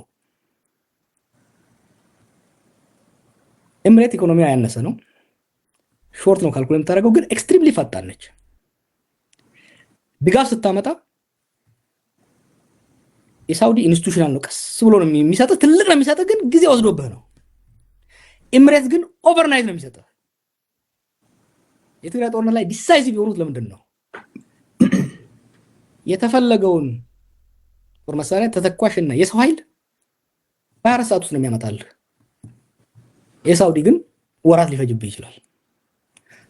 ሶ you have to take into this into calculation ወደ ጦርነት የምትገባ ከሆነ እና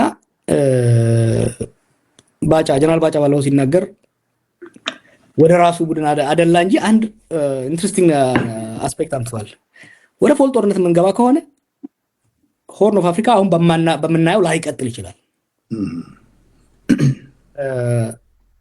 ተናጋሪውን ባትወድም የሚናገረውን ነገር ባጫ በነገራችን ላይ የዛ ናይሮቢ ላይ ሊያሸከሽከኝ ነበረ። ስለዚህ ለረጅም ጊዜ እንተዋወቃለን፣ ግን በኋላ ላይ ኢንትረስት ገብተናልና but he said something interesting።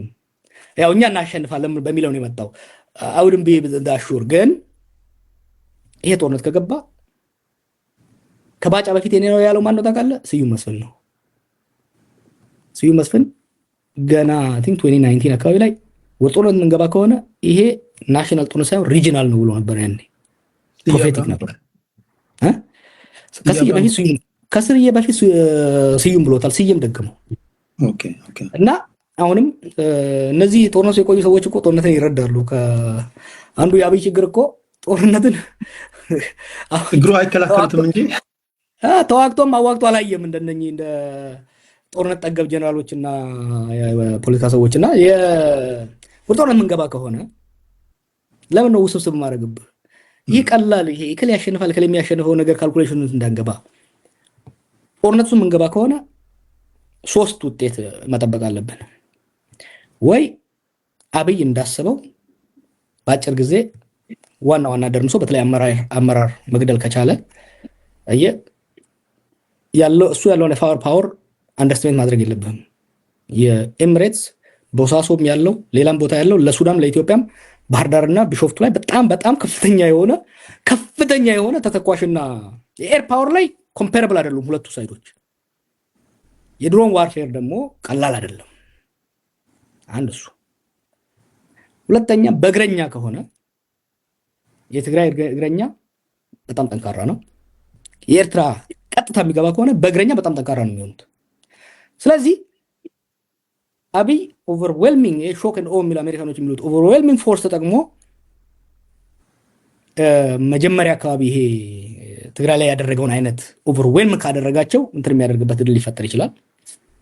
ሁለተኛው ያንን ተቋቁመው በእግረኛ ከመጡ የአብይ እግረኛ ከነኛ ጋር የመወዳደር አቅሙ የሰው ኃይል አለው፣ ግን ሞራሉ የዛን ያህል አይደለም።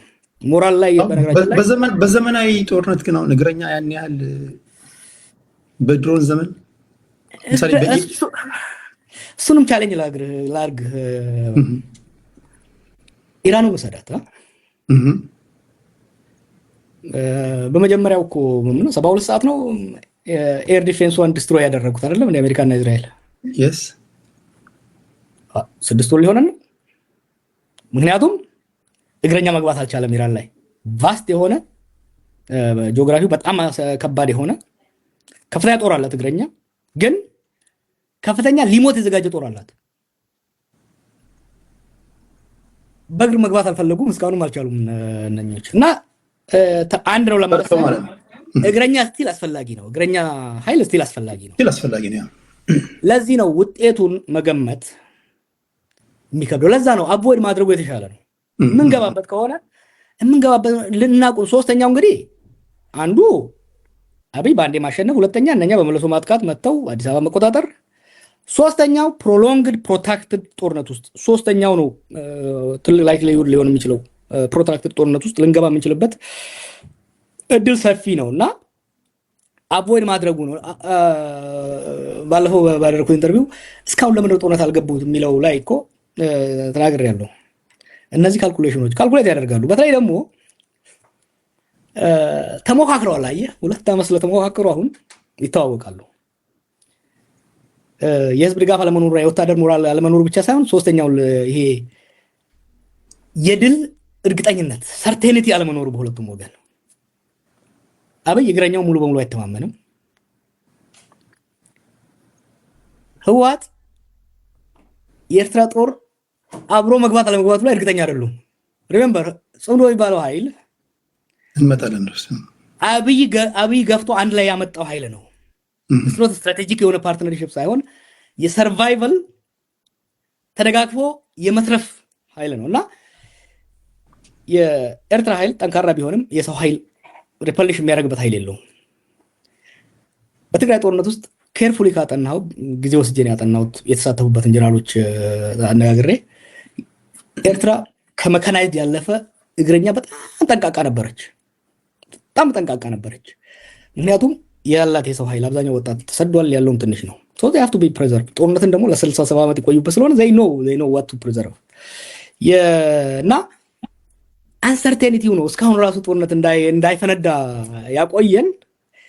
የድል እርግጠኝነት የለም። ያ አላያንሱም የመቆየቱ እርግጠኝነት የለም። አብይም ኦቨርዌልም አድርጎ ለማሸነፍ ፕላን አለው፣ ዝግጅት አለው፣ ጥያቄ የለውም። እርግጠኛ ግን መሆን አልቻለም። ከሱ ባሻገር ወደ ጽምዶ ደግሞ እንውረድ። አንዳቸው ከአንዳቸው ጋር የእያንዳንዱን የመታገያ አጀንዳ ብታይ የሰማይና የምድር ልዩነት አለው። አንድ የሚያደርጋቸው ጠቅላይ ሚኒስትሩ ነው። ሌላውን ብዙ ጊዜ ጠይቃቸው እንኳን 4 ኪሎ ከገባም በኋላ እንነጋገራለን፣ ይሄ አሁን እዚህ አይነሳም፣ በኢደር ይባላል። በፖለቲካ ውስጥ እንደዚህ ያለ ነገር እያወራ ከኤ ተነስተ ወደ ዜድ ህዝብን እንዴት እንደምትወስድ እንዴት እንደተስማማ አላንስም ከሆነ ስትራቴጂክ አላንስም ከሆነ እንዴት እንደሆነ ታክቲካል የሚሆን እያስረዳ ተማምነ ነው ማለፍ ያለብህ። የተደበሰበሰ ነገር ነው። የአንዳቸው ከአንዳቸው ጋር ኮንትራዲክት የሚያደርግ ከሆነ ጥምረታቸው ራሱ በህዝቡ ዘንድ ተቀባይነት ሊያስገኝላቸው ይችላል። ታስብ ቅድም እንዳልኩ ጽምዶ በተለይ ለህወሓትና ለኤርትራ ስጋት የፈጠረው አላያንስ ነው። የአብይ ካልኩሌሽን አብይ ነው ጽምዶን የፈጠረው አብይ ነው ብለው ለብዙ ጊዜ ብልጽግናዎች ደስ አይላቸው። አብይ ታክቲካሊ ጎበዝ ነው ብያለሁ ቅድም። ችግር ግን ታክቲካሊ ይሄ መሰናክል ዘለህ ከዛ የበለጠ መሰናክል የሚመጣበት እድል አለና የመጀመሪያ ጦርነት ላይ የአማራና የኤርትራን ኃይል ከጎኑ አሰልፎ ትግራይን ወቀተ፣ ኦሮሚያን ወቀተ። ከፕሪቶሪያ በኋላ ጂጌ የወጡለትን ደቦ የወጡለትን ትቶ ብቻውን ከህወሓት ጋር ተሞዳሞደ። ያ ኢሚዲየትሊ ፒስ የዋር ዲቪደንድ ቡቲ ያለ የዋር ዲቪደንድ መካፈል ብቻ ሳይሆን የፒስ ዲቪደንድ ደግሞ ማግኘት መቻል አለበት። በጦርነት የተሳተፈ ኃይል የፒስ ዲቪደንድ አላገኘም። ያ ብቻ ሳይሆን አንድ አብይን የጎዳለን ልንገርህ፣ እኔ እናንተን ሲያገኝ የተለያየ ነገር ይነግረናል። እኔ እናንተ የምንነጋገር አይመስለውም። that might be the case አርብ ማታ በርጫ ላይ ሊሆን ይችላል። ግን ከበርጫ በኋላ ጨብሲ ላይ ሰው ይነጋገራል ነው። እኛ ኤርትራ፣ ትግሬ፣ አማራ የምትለው ነገር we are kind of same circle ነው እና ሰው ያወራል እና ለትግራዮች ሌላ ኬላ ላይ ምናምን ያደረገው ነገር ወዲያው ነው ኡስማን የደረሰችው እና በተለይ የሁለቱ ኃይሎች ጽምዶ ከዛ ላይ መጣው ስጋት ነው። ብቻችንን አንተርፍም፣ መተባበር አለብን፣ ለመትረፍ ያሉን ልዩነቶች መዋጥ አለብን ነው። ከዛ በኋላ አንተ የምትለው አንከፈረዘል ጥያቄዎች ይመጣሉ። ከዛ በኋላ እሱ ተርፈን ለመትረፍ ደግሞ መከላከል ብቻ ሳይሆን እሱን ማስወገድ አለብን የሚሉ ከሆነ የዋንጫ አይደለም ማለት የጥሎ ማለፍ ጨዋታ ነው ነው ይሆነ ያለው። ለዋንጫ ደግሞ ሌላ ይመጣል ማለት ነው እና ያ እኔ ራሱ ኤክስፕሌን ለማድረግ ሞክሬያለሁ ብዙ ጊዜ፣ ግን ፐብሊኩ እየገዛው አይደለም። እሱን መረዳት አስፈላጊ ነው። ከዛ በኋላ እንደገና ቅድም እንዳልኩ ይሄ ነገር የዛሬ 6 ዓመት 7 ዓመት ቢሆን ኖሮ ብዙ ፖፑላር ሰፖርት ያገኝ ነበር። አሁን መቀሌ ላይ የሚያጨበጭብለት የለም፣ አዲስ አበባ ላይ የሚያጨበጭብለት የለም፣ ኢንፋክት ኤርትራ ላይ የሚያጨበጭብለት የለም። እነሱ ከኛ ትንሽ ይሻላሉ። ለአትሊስት 20 ምናምን ዓመት ጦርነት ስላልገቡ እንትን ሊኖር ይችላል። ግን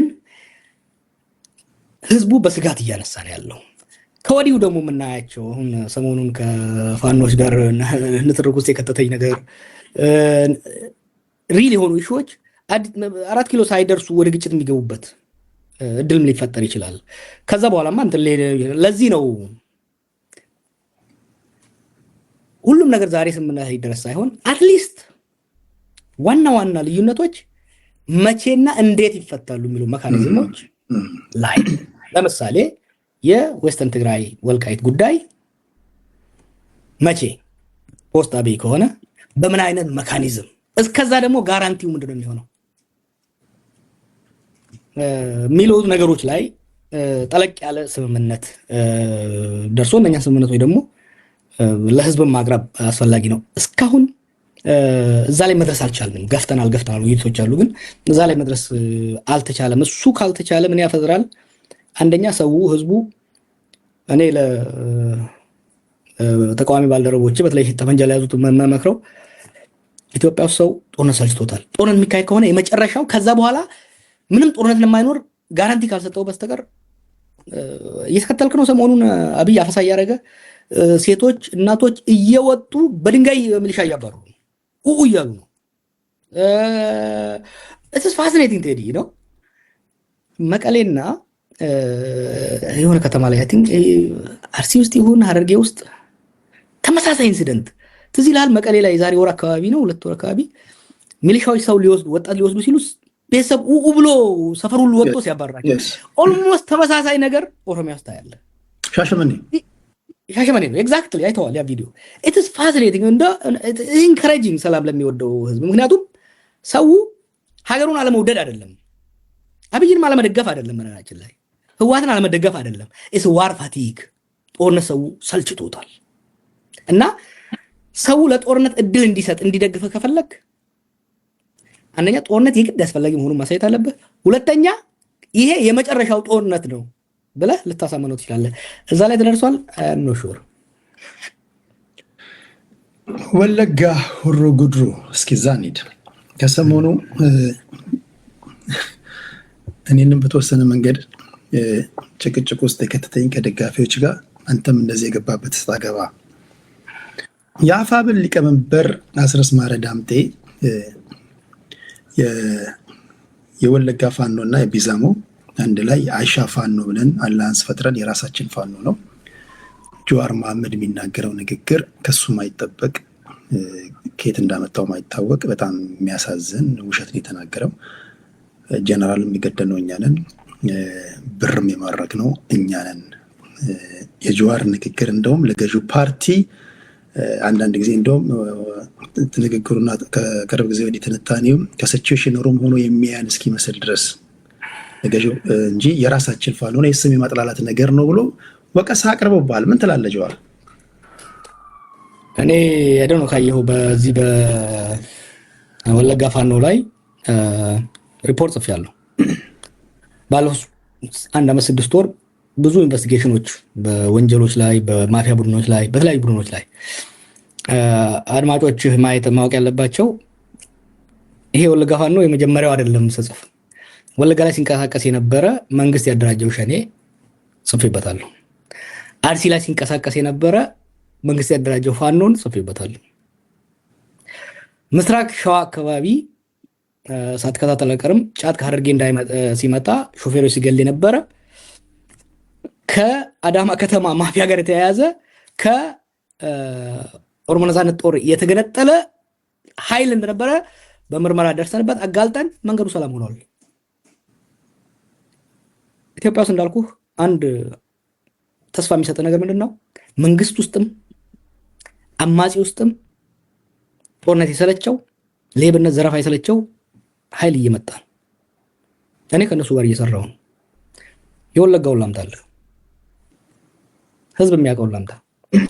ከ2020 ጀምሮ እንደ አውሮፓውያን አቆጣጠር እስከ 2022-23 ወለጋ ላይ አማራ ተገደለ ነው ሁሌ ስንሰማ የነበረው አይደለም? ጩኸት ሁሌ። ከፕሪቶሪያ ስምምነት በኋላ እዛው ወለጋ ላይ እዛው ሰፈር ኦሮሞ ተገደለ። አማራው ማን የገደለው? ኦነግ ሸኔ ይባላል። ኦሮሞ ነው አሁን ማን ነው እየገደለ ያለው? ፋኖ ይባላል። እስር ቤት እያለሁ እስከታተለው ከስር ከወጣን በኋላ ምርመራ አካሄድን። እኛ ብቻ ነው ዋሽንግተን ፖስት ምርመራ አካሄደና ወለጋ ላይ አማሮችን ሲጨፈጨፍ የነበረው ኃይል ፈቀደ አብዲሳ በሚባል ሰው የሚመራ ቡድን እንደሆነ፣ ይሄ ሰው ደግሞ እኔም ማቀው እኔና በቀለ ከአባገዳዎች ጋር ከኦነግ ጋር እጅ ሲሰጥ ለመንግስት ያስረከብ ነው። ለእኛ ሪፖርት ተደርጎ የመንግስት ደህንነት አካል መሆኑ የተነገረን ለጸረ ሽምቅ ግብረ ኃይል ውስጥ ተሳትፎ የሄደ ነው። መጀመሪያ አካባቢ የመሮን ቡድን ለማስጠላት ኦሮሞችን የገደለው በአብዛኛው። ከዛ አማራን ለትግራይ ጦርነት ማነሳሳት አስፈላጊ ስለሆነ አማራ እንዲገል አደረገ። ማታ አማራ ገደለ። ከፕሪቶሪያ ስምምነት በኋላ ማንነቱን በኢንተርናሽናል ሚዲያ ወጣ። ጫካ መቆየቱም አማራ መግደል አስፈላጊ አይደለም ኤኒሞር ጥሎ እጅ ሰጥቶ በአሁኑ ወቅት መቶ አለቃ ሆኖ የመከላከያ መረጃ አካል ነው። ከሱ አንድ ነገር ኢንትረስት አደረገኝ የሚባል ነገር ጎበና የሚባል ሰው እስቲ እሱን መርምር የሚል ተቋም አመጣልኝ። ስመረምረው ይህ ሰውዬ ከፈቀደ ጋር እጅ የሰጠ ከፈቀደ ጋር ተመልሶ እዛ የተላከ እዛ ከተላከ በኋላ አማሮችና እዛ አካባቢ ያሉ ሰዎችን አደራጅቶ አስታጥቆ ይሄ አማራው ሲገደብ ግድያው ሲበስበት አማሮች ታጠቁ የሚል ነገር በከፍተኛ ቅስቀሳ ተደረገበት። ተቃዋሚውም በመንግስትም ሰዎች መንግስት አስታጠቃቸው። እነኛን ሰዎች ያሰለጠነው ያደራጀው አንዱ ይሄ መገርሳ፣ ሁለተኛው አትንኩት ይባላል፣ ሶስተኛው ግርማ ይባላል። የመገርሳ ወንድም ነው፣ የደህንነት ሰው ነው። እዛ አካባቢ ያደራጀው አስረስ መጥቶ መገርሳን ታውቃለህ ወይ በለው። አላውቅም ይበል። ካላወቀ አያውቅም ማለት ነው። መገርሳን አትንኩትንና ግርማን ካላወቀ ይሄ ቢዛሞ ወለጋ የሚባለውን ፋኖ አያውቀውም ማለት ነው። በነገራችን ላይ መገርሳ አንድ ድምፅ ነበረ እስር ቤት እያለው አንድ ድምፅ በዋትስአፕ ተልኮ በዚህ በፍላሽ መጥቶልኝ ያዳመጨው ነበር። ዲያስፖራ ያሉ አማሮችን ወለጋ ላይ ስለ ማደራጀት ሲናገራል እና አክሰንቱ ቲክ ነበረ። የኦሮሞ አክሰንት ነው ታውቃለህ፣ አማርኛ ሲናገር ነገረመኝ። ዳት ወዛጋይ እና ይሄ ሰውዬ ምን ያደርጋል ቀጥሎ አሁን የወለጋ ቢዛሞ ፋኖ ምናምን ብለው ተደራጅተው ከ2023 ጀምሮ እስከ 3 ቀን በፊት ይሄ ነው የማይባል ግድያ በኦሮሞዎች ላይ የተካሄደ ነው። እዚህ ወለጋ የጊዳያና የሚባለው የምስራቅ ወለጋ ዞን ወረዳና የኩሮ ጉዱ ወለጋ ግድያ የተካሄደ ነው። ይሄ ሰውዬ ምን ያደርግልሃል? እነኝህ ግድያ በየጊዜው ይፈጽማሉ። አይፈተሹም። የመከላከያ ይለፋላቸው፣ ሲያዙ ይለቀቃሉ። መጨረሻ ላይ አንድ ቀን ከሚሊሻዎች ጋር ሲጋጭ ይማረካል። እሱና አትንኩት ሲማረክ ውዝናና ወር ሄሊኮፕተር ካች ብላ ብድግ አድርጋው እሱንና አትንኩትን መከላከያ መረጃ ጎልፍ ክለብ ወሰደችው።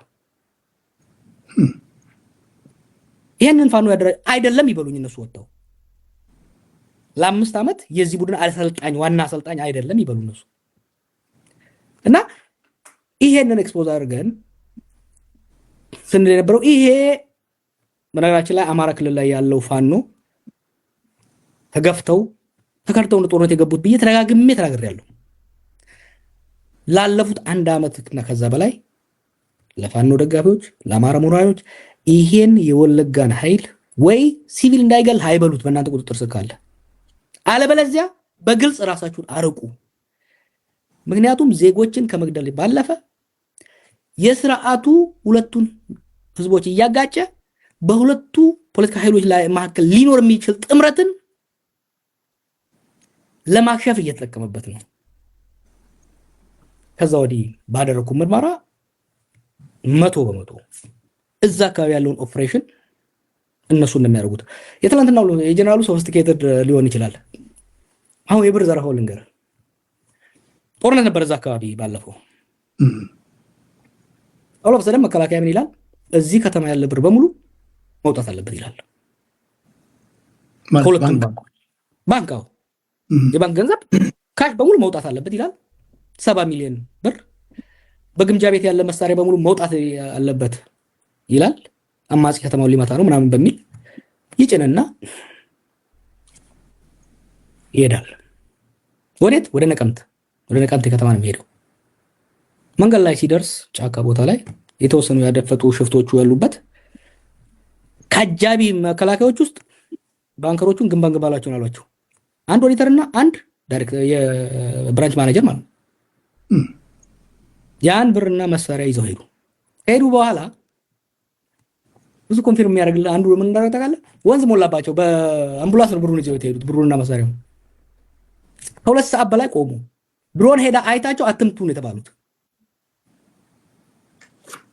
እና ይሄ የሚያሳይ እሱ ጋር ያለ ድሮኑን ኦፕሬት የሚያደርጉት የዩኤኢ ሰዎች ሆነው ሳለ አንተ መረጃውን ሲጀመር ሊኖር ይችላል። ሰቸው ሽሩም ነበርኩ ይሉት አትሳሳት። ዩኤኢ ብቻ አይደለም፣ ድሮን ጆይንት ነው። የዩኤኢ ድሮኖች አሉ ዩኤኢ ኦፕሬት የሚያደርጉት። የኢትዮጵያ ደግሞ ራሱን የቻለ አብይ እኮ ፕሮባብሊ በአፍሪካ ውስጥ ማሲቭ የሆነ የድሮን ካፓቢሊቲ ገንብቷል።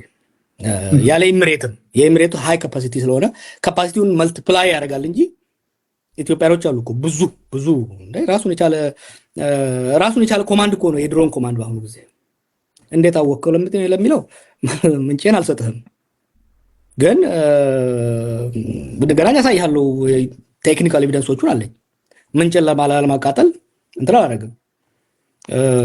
ለምሳሌ ወደ ሻሸመኔ የሚሄደው የእናንተ ሀገር የሚሄደው መንገድ ላይ በድሮን እያዩት ኦነግ ሸኔ የሚባል የነሱ ኃይል መኪና እያስቆመ ሲዘር ሲያቃጥል ሰዎችን ሲያግት ዝም ብለው ያዩት ነበር።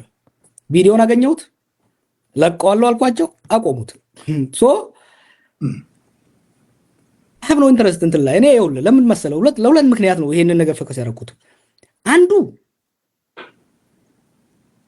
ተራ ዜጋ ፕላንስ የተወሰኑ ማስግድያዎቹን በጣም አሰቃቂ ግድያዎቹን ፕላን ተስቀምጫቸዋለሁ። ሰው እያለቀ ነው እዛ አካባቢ። መጀመሪያው አማራ ሲያልቅ ነበር፣ አሁን ደግሞ ኦሮሞ እያለቀ ነው። ማህበረሰቡ እየፈረሰ ነው እዛ አካባቢ። ሁለተኛ እነሱ ለሚያስቡት ጽምዶ ብቻ ሳይሆን እኔ ወደፊት የአማራ የትግራይ ኦሮሞ ልሂቃን የበለጠ ተቀራርበው ከሌሎች ልሂቃን ጋራ መሰረቱ ጠለቅ ያለ ኃይል ስምምነት መፍጠር አለባቸው ነው። ይሄንን እዚህ ሆሮ ጉዱ ላይ የሚሆነው ነገር ካልፈቱት ጽምዶ የሚባል ነገር ሊፈጠር አይችልም። ለምን እንደሆነ ታውቃለህ? ደምንት እነሱ አናውንስ አድርገው ጆይንት ኦፕሬሽን ሲጀምሩ እዛ አካባቢ ግድያ ይጀምራል። ኦላ እና ፋኖ መጨፋጨፍ ይጀምራል። አስረስ እኔ ብዙ ነገሮችን እያየው ስለሆነ ሰሞኑን የሚያደርጋቸው ነገሮች የራሱን ማየት አለበት። ለምሳሌ ስለ ወልቃይት ተናገረው ነው ሰደው ባለፈው ስታሊን ሲጮህበት የነበረው ወልቃይትን በአማራ ጉልበት ስላለው ነው በጉልበት የያዘው። አማራ አይደለም በጉልበት የያዘው የፌደራል መንግስት ነው ህዋትን መጥቶ አስወጥቶ ከአማራ ጋር ተባብሮ የያዘው። ስቲል ዲስፒዩትድ የሆነ በድርድር ማለቅ ያለበት ጉዳይ የዌስተርን ትግራይ ጉዳይ። በጉልበቴ ነው የያዝኩትማ የምትል ከሆነ ወይ ጽምዶ ተብሎ ጦርነት ከተጀመረ የትግራይ ኃይል ወደዛ ከገባ ፋኖ ላይ ወጋው ነው። እኔ ኢትዮጵያ ውስጥ ጦርነት ሊያበቃ ይገባል። ዲስፒዩትድ የሆኑ ቴሪቶሪዎች አሉ፣ አከራካሪ የሆኑ መሬቶችና ጉዳዮች አሉ። እነዚህን ጉዳዮች በጉልበት እንፈታለን የሚል ወደ ኋላ ሄድና በወልቃይት ላይ በትግሉ ጊዜ የነበረኝን የአማራ ተወላጆች በወልቃይት ላይ ያነሱት ሰላማዊ ጥያቄ በሰላማዊና ህጋዊ ህገ መንግስታዊ መንገድ መፈታት አለበት። ሀገር ቤት ከገባ በኋላ ከነገዱም ስገናኛ ስለ የነበረው ምንድነው ነገሩ ረገብ ይበልና ምንም ጉልበት ሳይኖር ከተቻለ በድርድርና በንግግር ካልሆነ በህግና በህገ መንግስታዊ አካሄድ ይፈታ ነው። መጨረሻ ላይ ምን ውስጥ ገባን?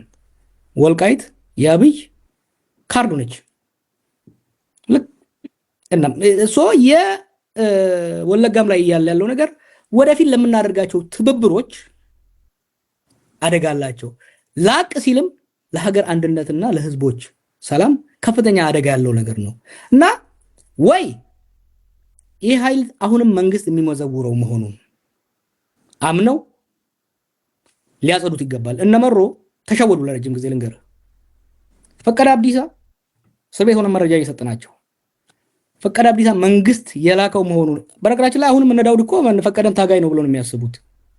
ፈቀደ አብዲሳ መንግስት የላከው መዓት ዜጎችን አማራም ኦሮሞም የጨፈጨፈ በሽምግልና ለማስታረቅ ምን ሲሞክሩ ነበር። እነመሮ ጊዜ ወሰደባቸው። አስቀድመው እርምጃ ወስደው ማጽዳት ነበረባቸው። ወይ በቁጥጥራቸው ስር መክተት ወይ የኛ አይደለም እኛ የምናዘው ኃይል አይደለም ብለው ግልጽ ማድረግ ነበረባቸው። ይህን አለማድረጋቸው በኦላ ስም መዓት ዜጎች በጣም አሰቃቂ ግድያ ተካሄደና ህዝቡ ጠላው። ኦሮሚያ ውስጥ ድሮ ለኦላ የነበረው እይታና እነፈቀደ በጣም አሰቃቂ ግድያዎችን ካደረጉ በኋላ ያለው አመለካከት ተቀይሯል። ለፋኖም እኔ ወለጋ ላይ ያለውን ያየሁት እንጂ እርግጠኛ ነኝ ጎንደርም ጎጃምም ወሎም ላይ ሳክስገው አስገብተዋል ሰዎች ብዙ ነገሮችን የሚሰሩ ማለት ነው።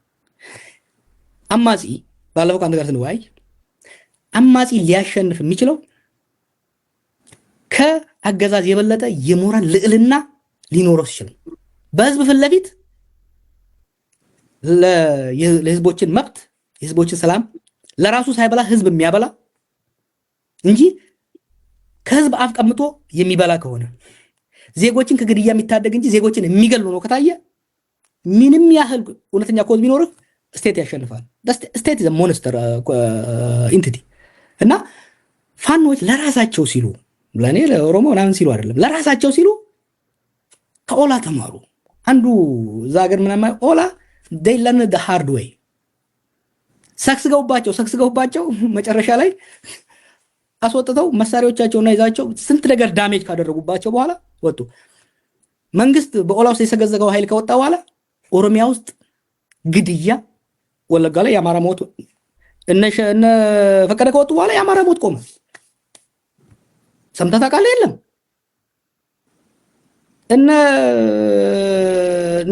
ይሄ ኃይል ከወጣ በኋላ ኦሮሚያ ውስጥ አፈናዎች፣ አንዳንድ ግድያዎች ይኖራሉ፣ ግን ሲግኒፊካንትሊ ቀነሰ። ፋኖዎችን ማድረግ ያለባቸው ቤታችሁን አጽዱ፣ አለበለዚያ አይደለም ከሌሎች ኃይሎች ጋር ተባብራችሁ አብይን ማስወገድ አማራን ክልል ብትንትኑን ነው የምታወጡት። ይሄን ነው ማለት የምፈልገው። ስለዚህ ያንተ ነጥቦች ስታገናኛቸው አስረስ ማረ ዳምጤ የራሳችን ፋኖ ነው ካለ አንተ አይመስለኝም ካልክ አንተ ታንጀብል የሆነ ኤቪደንስ አለኝ ካልክ ስለዚህ እና አስረስ ከመንግስት ጋር እየሰሩ ነው ማለት ነው። ሁለት ነው ወይ ብሔረተኝነት ካልተጠነቀቅ ብሔረተኝነት ብላክ ኤንድ ዋይት ነው የሚያደርግብህ። ጠላትና ዘመድህን ለመለየት የሚከብድብህ ጊዜ ይፈጠራል። አወዜራ አንደርስታንድ አይለንድ ዘ ሃርድ ዌይ እና እሱ ይኖር ይችላል። ሁለተኛ ጠቀሙን የሚሉ ምን አይነት ኢትዮጵያ ስቴት በአብይ ጊዜ ሳይሆን በወያኔ ጊዜም አንድ የተካነችበት ነገር አለ። የኢትዮጵያ ስቴት ኢንተለጀንስ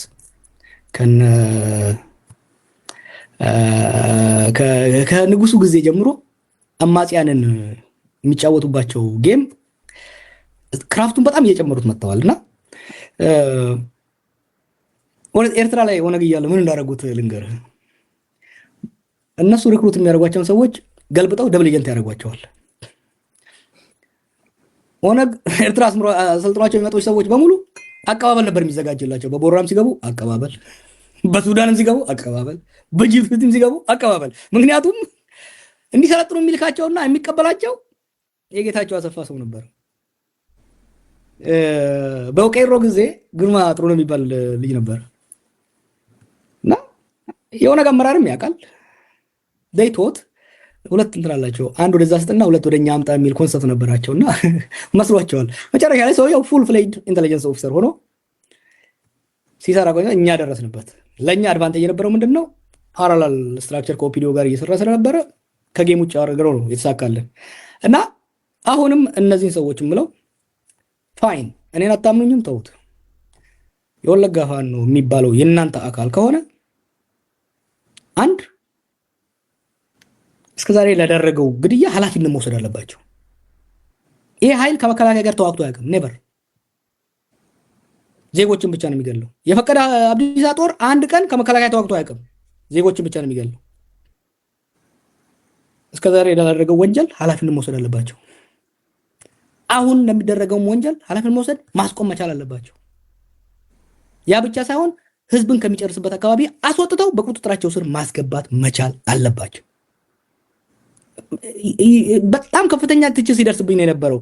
ይሄ ኃይል ይሄ ፋኖ የወለጋ ፋኖ የሚባለው ኃይል መንግስት ያደራጀው ነው። በሚስጥር አይደለም፣ በግልጽ ያደራጀው ነው። አሁንም የሚቆጣጠረው ነው። አጠቃላይ ፋኖን ለዚህ ብሌም አናርግ ብዬ ተደጋግሜ ስናገር ከፍተኛ ትችት ሲደርስብኝ ነበረ ከማህበረሰቡ። ዛሬ ላይ አስረስ ተነስቶ እኛንን ካለ መስማት ፈልጋለሁ ከነ ዘመነ ካሴና ከሌላው ፋኖ አካል። ይሄ ወለጋ ላይ ህዝብ ዜጎችን፣ ሴቶችን የሚጨፈጭፍ፣ ህፃንን የሚጨፈጭፍ የሚዘርፍ ሽፍታ ቡድን የአማራ ፋኖ አካል ነው፣ እኛንን የምንቆጣጠረው፣ እኛንን የምናዘው የሚሉ ከሆነ ዘንድ ችግራቸው ከህዝብ ጋር እንጂ ከአብይ ጋር አይደለም። ከጊዳ አያና ምስኪን ገበሬዎች፣ ከእቤንቱ ምስኪን ገበሬዎች ጋር እንጂ ዛሬ እነሱ ላይ ያልን እንጂ እኮ እነመሮንም ብለናቸዋል። ፕሮባብሊ ሰው በኦሮምኛ ስለማይሰማ ነው እንጂ ሃይፐር ክሪቲካል ነበርኩ በእነዚህ ጉዳዮች ላይ። ምክንያቱም በነፃነት ስም ጫካ ገብቶ ምስኪን ገበሬን የሚገል የሚዘርፍ የሚያፈናቅል ኃይል ለማንም አይሆንም። ነገም ስልጣን ላይ ከወጣ ከዚህ ነው የሚብሰው። ሶ እና አስረስ ተናግሯል፣ ግልጽ አድርጎታል። እኔ በወልቃይት ላይ ያደረገው ኮሜንት ለምሳሌ እሱ ወለጋ ሲመጣ ያውቁ ነበር የመከላከያ መረጃዎች በደንብ። ከዛ ሲወጣ ያደረገው ንግግር ለኛ እኮ መልስ ነው። እሱ የዛ ሄደው ማለት ትችላለህ።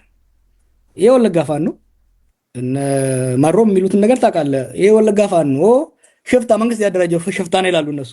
አስረስ መጥቶ የኛ ነው ሲል መንግስት ይኸው እናንተ ትግዳላችሁ፣ ግን ይሄ እናንተ እዛ አብራችሁ የምትሞዳመዱት ጥምረት ለመፍጠር የምትሞዳመዱት ኃይል ነው የእናንተን ሰው እየጨረሰ ያለው ያለ ነው ያለው። ሶ የአገዛዙን ትርክት ያጠናከረ ስራ ነው እየተሰራ ያለው ወለጋ ላይ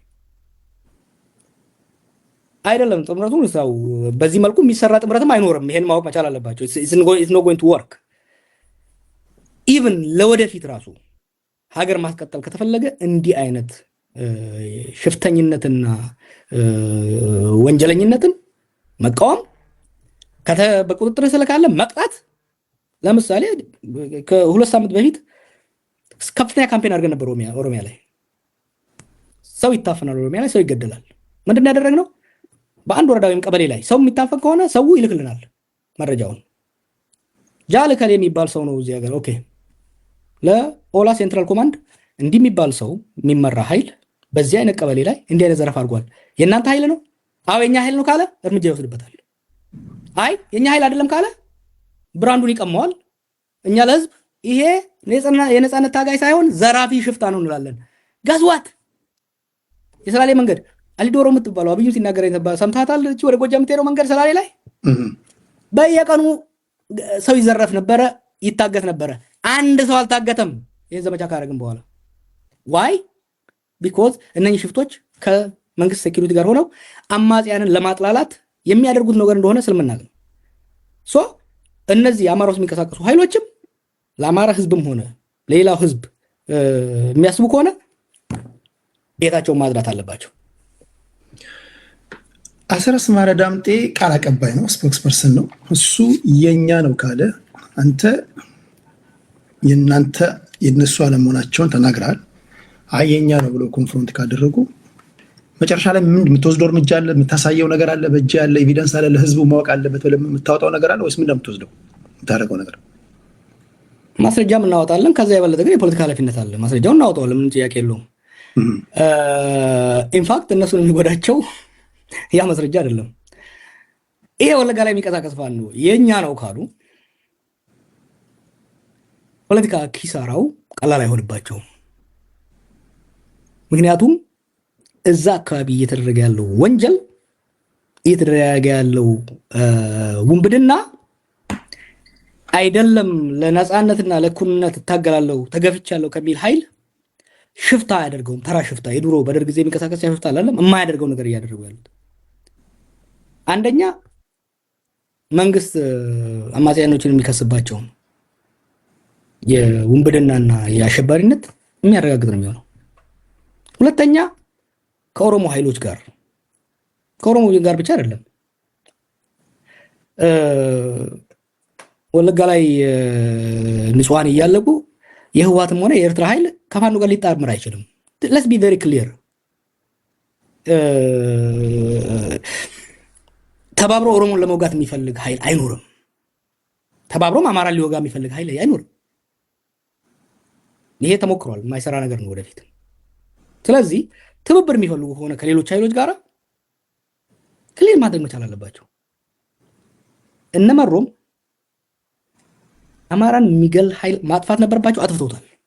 ቱ ቢ ኦነስት መንግስት ያመጣው ጠርጋው አውጥተውታል። ዊዶን ሂር ኦኤልኤ አማራ ገደለ የሚባል የት አካባቢ ነው አሁን የምንሰማው? በኦኤልኤ ስም አርሲ ውስጥ እንዴት እንደሆነ ታውቃለህ? አንድ ሻለቃ አክቹዋሊም በቅርብ ወለጋ እንደነበረ ሰምቻለሁ። አንድ ሻለቃ ፋኖ አደራጀ ተባለ እዚያ ቦምስ አካባቢ እና ሄዶ የኦሮሞቹን ቤት ያቃጥላል። ስናጠናው ሰውየው የመከላከያ መረጃ የነበረ ሻለቃ ነው፣ ሻንቆ ይባላል። አማራም እንኳን አልነበረም። ስናጋልጠው ወዲያው ገደሉት፣ ይዘውት ገደሉት የመንግስት ሰዎች። ተረጋጋ አካባቢው። ሶ እንዲህ አይነቶች የኢትዮጵያን ስቴት የምታደርገው ራሷን ለመከላከል አማጺው በጣም ኢፌክቲቭ ነው። በነገራችን ላይ አሰ ካውንተር ኢንሰርጀንሲ የህዝቡ ኮስት ነው የሚያሳዝነኝ እንጂ አሰ ካውንተር ኢንሰርጀንሲ አማጺን ከምትገል አማጺ ራሱን በህዝቡ ውስጥ ስሙን እንዲያጠፋና እንዲጠላ ማድረግ is one of the most effective strategies። ሌሎችም በብዙ ቦታ ይጠቀሙበት። ችግሩ ምንድነው? ለኛ አብያን በሚገባ ማለት ሎክ አንድ ነገር ልንገርህ። አሁን ስልጣን ላይ ያሉ ሰዎች አብዛኞቹ ከሴኩሪቲ ብራንች ነው የሚመጡት። እዚህ አንደርስቲሜት አንድ ቀደም ያልከው አብይና አቆት ምናምን የምትለው ነገር እውነት እኮ ነው። መጀመሪያ ላይ እኛም እሱን ራሱ በደንብ አላየነውም። አንድ ስም አልጠራም፣ አንድ ሰው ነው የነገረኝ ይሄን ነገር ከነሱ ውስጥ። አሁን ስልጣን ላይ ያሉ ሰዎች ጠቅላይ ሚኒስትሩ ከኢንተለጀንስ ባክግራውንድ ነው የሚወጣው፣ ምክትል ጠቅላይ ሚኒስትሩ ከኢንተለጀንስ ባክግራውንድ ነው የሚወጣው፣ የፌደራል ፖሊስ ላይ ያለው ሰው ከኢንተለጀንስ ሚሊተሪ ባክግራውንድ ነው የሚወጣው። ሬድዋን ብቻ ነው እሱም ዲፕሎማሲ የሚሰራላቸው። አብዛኞቹ አፐር ኤችሎን የኢህአዴግ የሴኩሪቲ ሰዎች ነበሩ። እነዚህ አሁን ከተቀላቀሉት የከተማ የአንተ ሰዎች በስተቀር ከነጌዲዮ ምናምን በስተቀር አብዛኞቹ የኢህአዴግ የኢንተለጀንስ ሰዎች ናቸው። እርሳቸውን የነቀሉት በሴኩሪቲ ኦፕሬሽንስ ነው። መጽሐፉን ካየው በእኔ ላይ የሰሩትን ድራማዎች እኮ ስታያቸው ኢንክሬዲብል you have to give it to them because እኛ የምናውቀው ቲዮሬቲካል ፖለቲካ ነው፣ ስቴት መታገል ነው። እነሱ how to manufacture crisis, how to divert crisis, they are gifted, they underestimate them። በረዳችን ላይ እነዚህን ኦፒዲዎች የናቀ ሰው በሙሉ ጉድ ነው የሆነው። ቪዥነሪ አይደሉም፣ ስትራቴጂክ አይደሉም፣ but they are practical and they are ruthless, they have no principles። ኦነግ ናቃቸው በሉት፣ አሳዳጊያቸው ህወሓት ናቃቸው በሉት፣ ሻዕቢያ ጥንቸል ሲላቸው ነበር በሉት። እኛ ተሸክመን ስልጣን ላይ አውጥተናቸው በካልቾ ነው ያስወጡን። እሺ ቲባቲ ቤኮ ሲያወጡብን ኢንተርምስ ኦፍ ኢንተለጀንስ ኦፕሬሽንስ ቀላል አይደሉም። ለምን እንደሆነ ታውቃለህ? እነኛ በጣም ፍሌክሲብል ናቸው። አንተ እኮ ፕሪንሲፕል አለ የምትከተለው፣ አይዲዮሎጂ አለ፣ እነሱ አይዲዮሎጂ የለም። ለምሳሌ ኦፒዲዮ አሁን ለምሳሌ ቀናውና ኢሳያስ አብይን ጣለን እንበል። ብአዴኖችና ኦፒዲዮ ስለ ሁሉም ቆም ማለት እነዚህ ብአዴኖች ደቡብ ያሉ በሙሉ ኦፒዲዮ አይደለም የምንላቸው። ሻዕቢያ ቢመጣ አምሹ ቤቱ አሁን ባንዲራ ይኖራቸዋል፣ ገጭ አድርገው ትግርኛ ይችላሉ፣ ገጭ ብለው ነው የሚመጡልህ። እነሱ ናቸው ማስተዳደር። እና ደስታ ላይ ያንተ ደስታ ነው። እነሱ ናቸው በመንግስት ማስተዳደር የሚቀጥሉ። ምክንያቱም ዩሲ እኔ እናንተ ፖለቲካ ውስጥ የገባ ነው ሴንቲመንታል ነን። የሆነ ምናምንበት ኮዝ አለ። አብዛኛው የኢህአዴግ ሰው ወደ ፖለቲካ የገባው ለስራ ነው። ማትሪክ የወደቀ ነው። የቲቲአይ ሽሮ አይሰለቸው ነው አብዛኛው። ፎር ዘም ፖለቲክስ ኢዝ ኤምፕሎይመንት። ኢህአዴግ ዘ ካምፓኒ ኢህአዴግ ማሊያውን ቀይሮ ናይክ የነበረው አዲዳስ ሲሆን ኢህአዴግ ወርቆ ብልጽግና ሲሆን ምንም ችግር የለው። ሎጎውን ዱብ አድርጎ ቀጭ አረጋት። በኢህአዴግ ጊዜ እጅ ጉርድ ካኪ ምናምን ይለበስ ነበረ። በአብይ ጊዜ ከረባት ገጭ ቀጭ ብለው ነው ይመጡልኝ ሲ እና የሴኩሪቲ ኦፕሬሽኑን አሁንም ያለው ሰዎች ስህተት ሲፈጽሙ እና if you want to beat these people እነኚህን ጌሞች አፕሪሺየት ማድረግ አይቻሉም። አይሸነፉም ማለት አይደለም ያሉት። look how he played TPLF። ባላንጣን በአግባቡ ማጥናት አለበት። በአግባቡ and I told you I learned the hard way። እኔ ኢህአዴግን ሳጥና ነው ያደግኩት። I believe አንተ ባልከው ባላንጣን እኔ እኮ አይውስቱ ቀልድ ነበር ድሮ። የኔ ሜጀር ወያኔዎሎጂ ነው፣ ማይነሪ ኦፒዲዮሎጂ ነበር ስለ ነበረው እና አሁን አቢዮሎጂ ነው ያጠና የሳጥና ነበር ኮላስ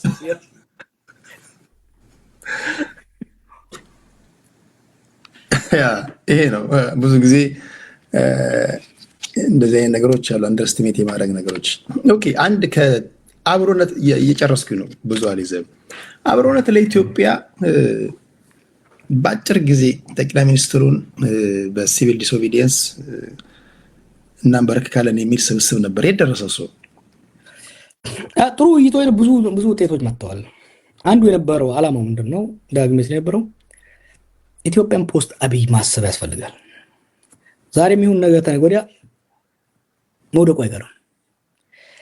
አብይ ላይ ብቻ ሱመጣ ላይ ብቻ ሳይሆን ከዛ በኋላ ምን አይነት ነገሮች በጣም ዲሲም ላይ አምስተርዳም ላይ ባደረግናቸው ሌሎች ውይይቶች በጣም ጠቃሚ ኮንሰፕቶች ተነስተዋል። አሁን ያነሳናቸው ጉዳዮች ተጨምሮ ማለት። ስለዚህ ጠቃሚ ነገሮች መጥተዋል። ከዛ በኋላ ግን ኦፕሬሽን መሰራት ነበረበት። ይሄ ጽምዶ የሚባለው ደግሞ ጎን ለጎን መጣ። this is a military movement እና መጠንቀቅ ያስፈልጋል። ሁለቱን አብረህ ይዘህ በምትሄደው ረገድ ጥሩ ተመክሮች አሉ። አይ ቲንክ ስብስቡ ቀጥሏል። ጥሩ ውይይቶች አሉ፣ እየቀጠሉ ነው። ለሽግግር የሚጠቅሙ ያን ነገር ፑሽ እናደርግ። አላማችን ምንድነው?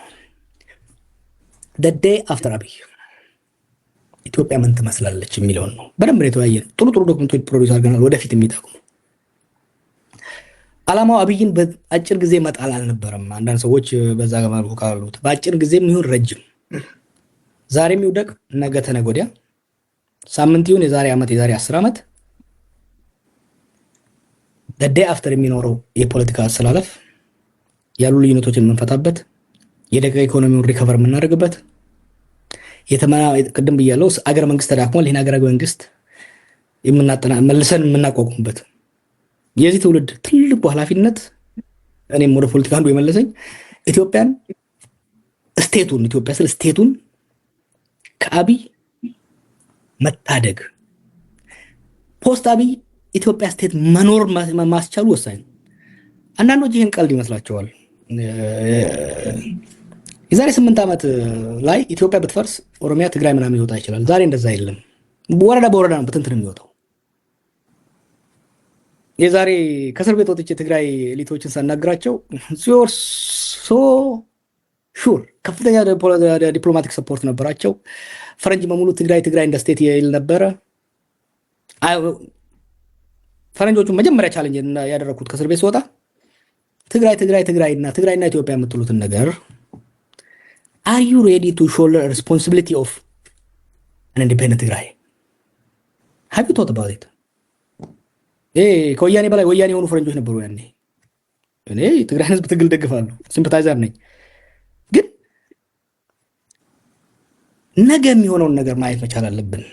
ያንን አለማየታቸው የትግራይ ኤሊቶች they are so focused on አብይ ከዛ በኋላ የሚመጣውን አላሰቡትም። ከፕሪቶሪያ በኋላ መቆም አልቻሉም። አይደለም as independent country as autonomous region መቀጠል አልቻሉም። ምንድነው ግን እንደዛ እርግጠኛ ያደረጋቸው? አንድ መናቅ አለ፣ ሁለተኛ ጦሩን ይዘነዋል ብለው ነው ወይስ ምንድነው እርግጠኛ ያደረጋቸው? ከመጀመሪያ ጦርነት ከመፈንዳቱ በፊት ነው ከዛ ወዲህ? የመጀመሪያ ጦርነት ከመፈንዳቱ በፊት እርግጠኛ የሆነበት ሰዓት ላይ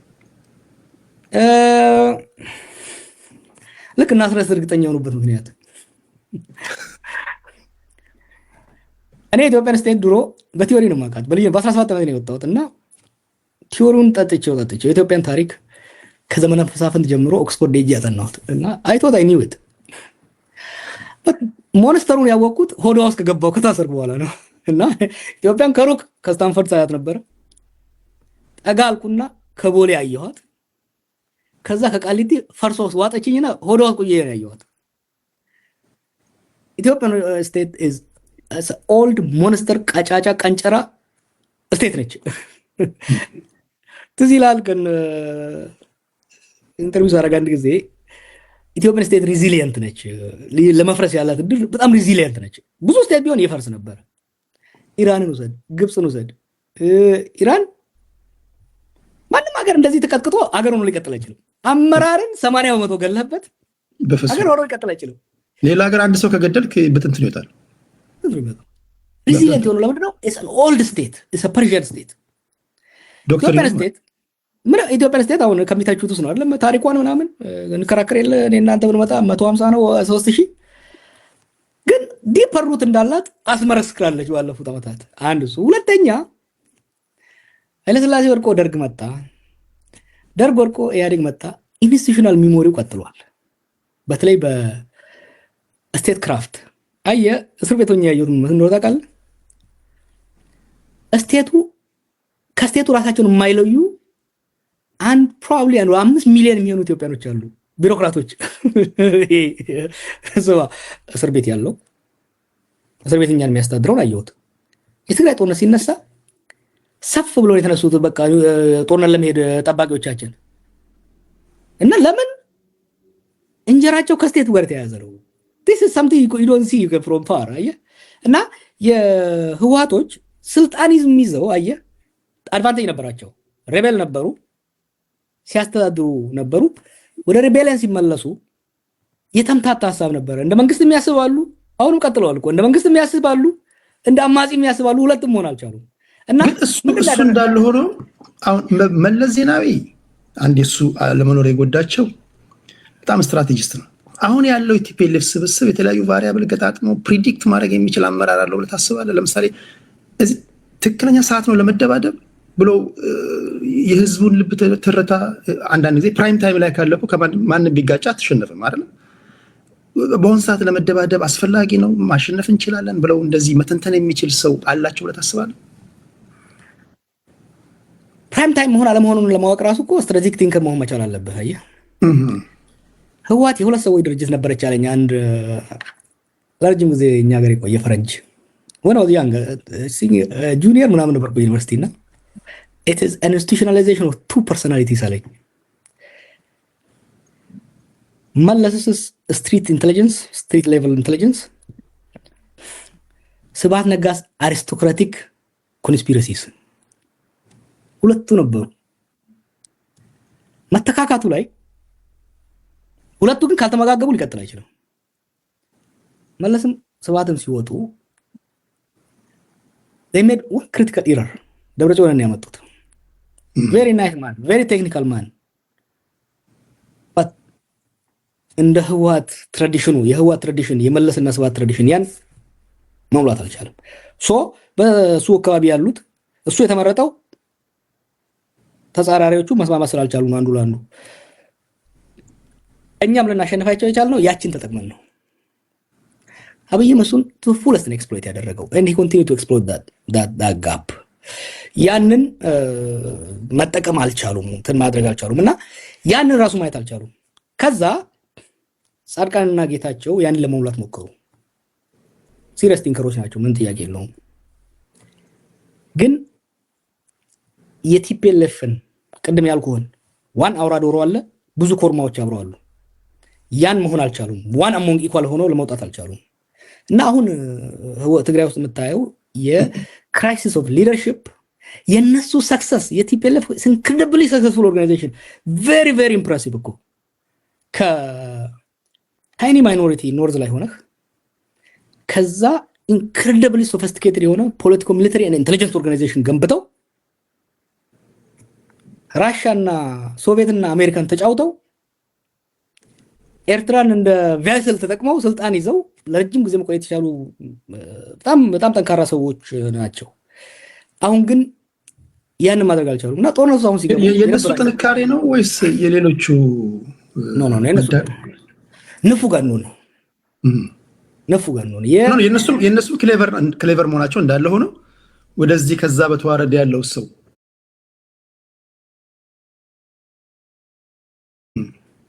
አንደኛ እድለኞች ነበሩ። ለምሳሌ ወደ ጫካ ከገቡት ውስጥ አብረው ጫካ ከገቡት ውስጥ አይ ቲንክ ስሁልና እንትና ብቻ መሰሉኝ ከኤርትራ የመጣው ልጅ ብቻ መሰሉኝ የተሰዉት። ሌላው አመራር they made it the original the visionaries ከሆነ ውስጥ እኮ ሌንጮ ብቻ መሰለኝ የተረፈው፣ ሌላው አለቀ። እሺ ያን አድቫንቴጅ ማየት አለብህ። ያ the visionaries the visionary leadership came together እሱ አድቫንቴጅ ሰጥቷቸዋል። ብዙ ሌሎች ፋክተሮች ማንሳት ይችላል፣ ግን አንድ ነገር መካድ የሌለብን they built something incredibly fascinating, incredibly impressive. ግን ምን አደረገ መሰለ? it created hubris. success አብይ ላይ አሁን እየመጣልታለሁ። success ምን አለው መሰለ? ያሳክራልና hubris አልተቆጣጠርከው። successህን እንደ ራስን እንደ ልዩ ፍጡር መታይ ከሆነ ችግር ውስጥ ገባለና አብይ አሁን ቀደም ብያለሁ ታክቲካሊ ኢንክሬዲብል ነው። ሰርቫይቭ አድርጎ የመጣቸው ነገሮች ስታይ ማለት ነው። ግን አሁን it's getting into ያው አንዳንዴ እያስታወስ ነው እንጂ is getting into him you know ጢባጢቤ ተጫውተ ሁሌ ጫወታሉ ስትል ለምሳሌ በሻቢያና በወያኔ ላይ መጫወት የሞከረው ነገር ኳሷ እንደምትቀማው አልተረዳም። እና እነሱም ያ ነው የመጣው። ዛሬ ላይቭ መሆኑን ሁሉ እኮ አስረሳኝ። ሲሪየስ የሆነ ኢንተሌክቹዋል ዲስከሽን ውስጥ አስገባኝ። ተጨርስልኝ። እሺ ሳላስከፋ እሺ ይገባኛል።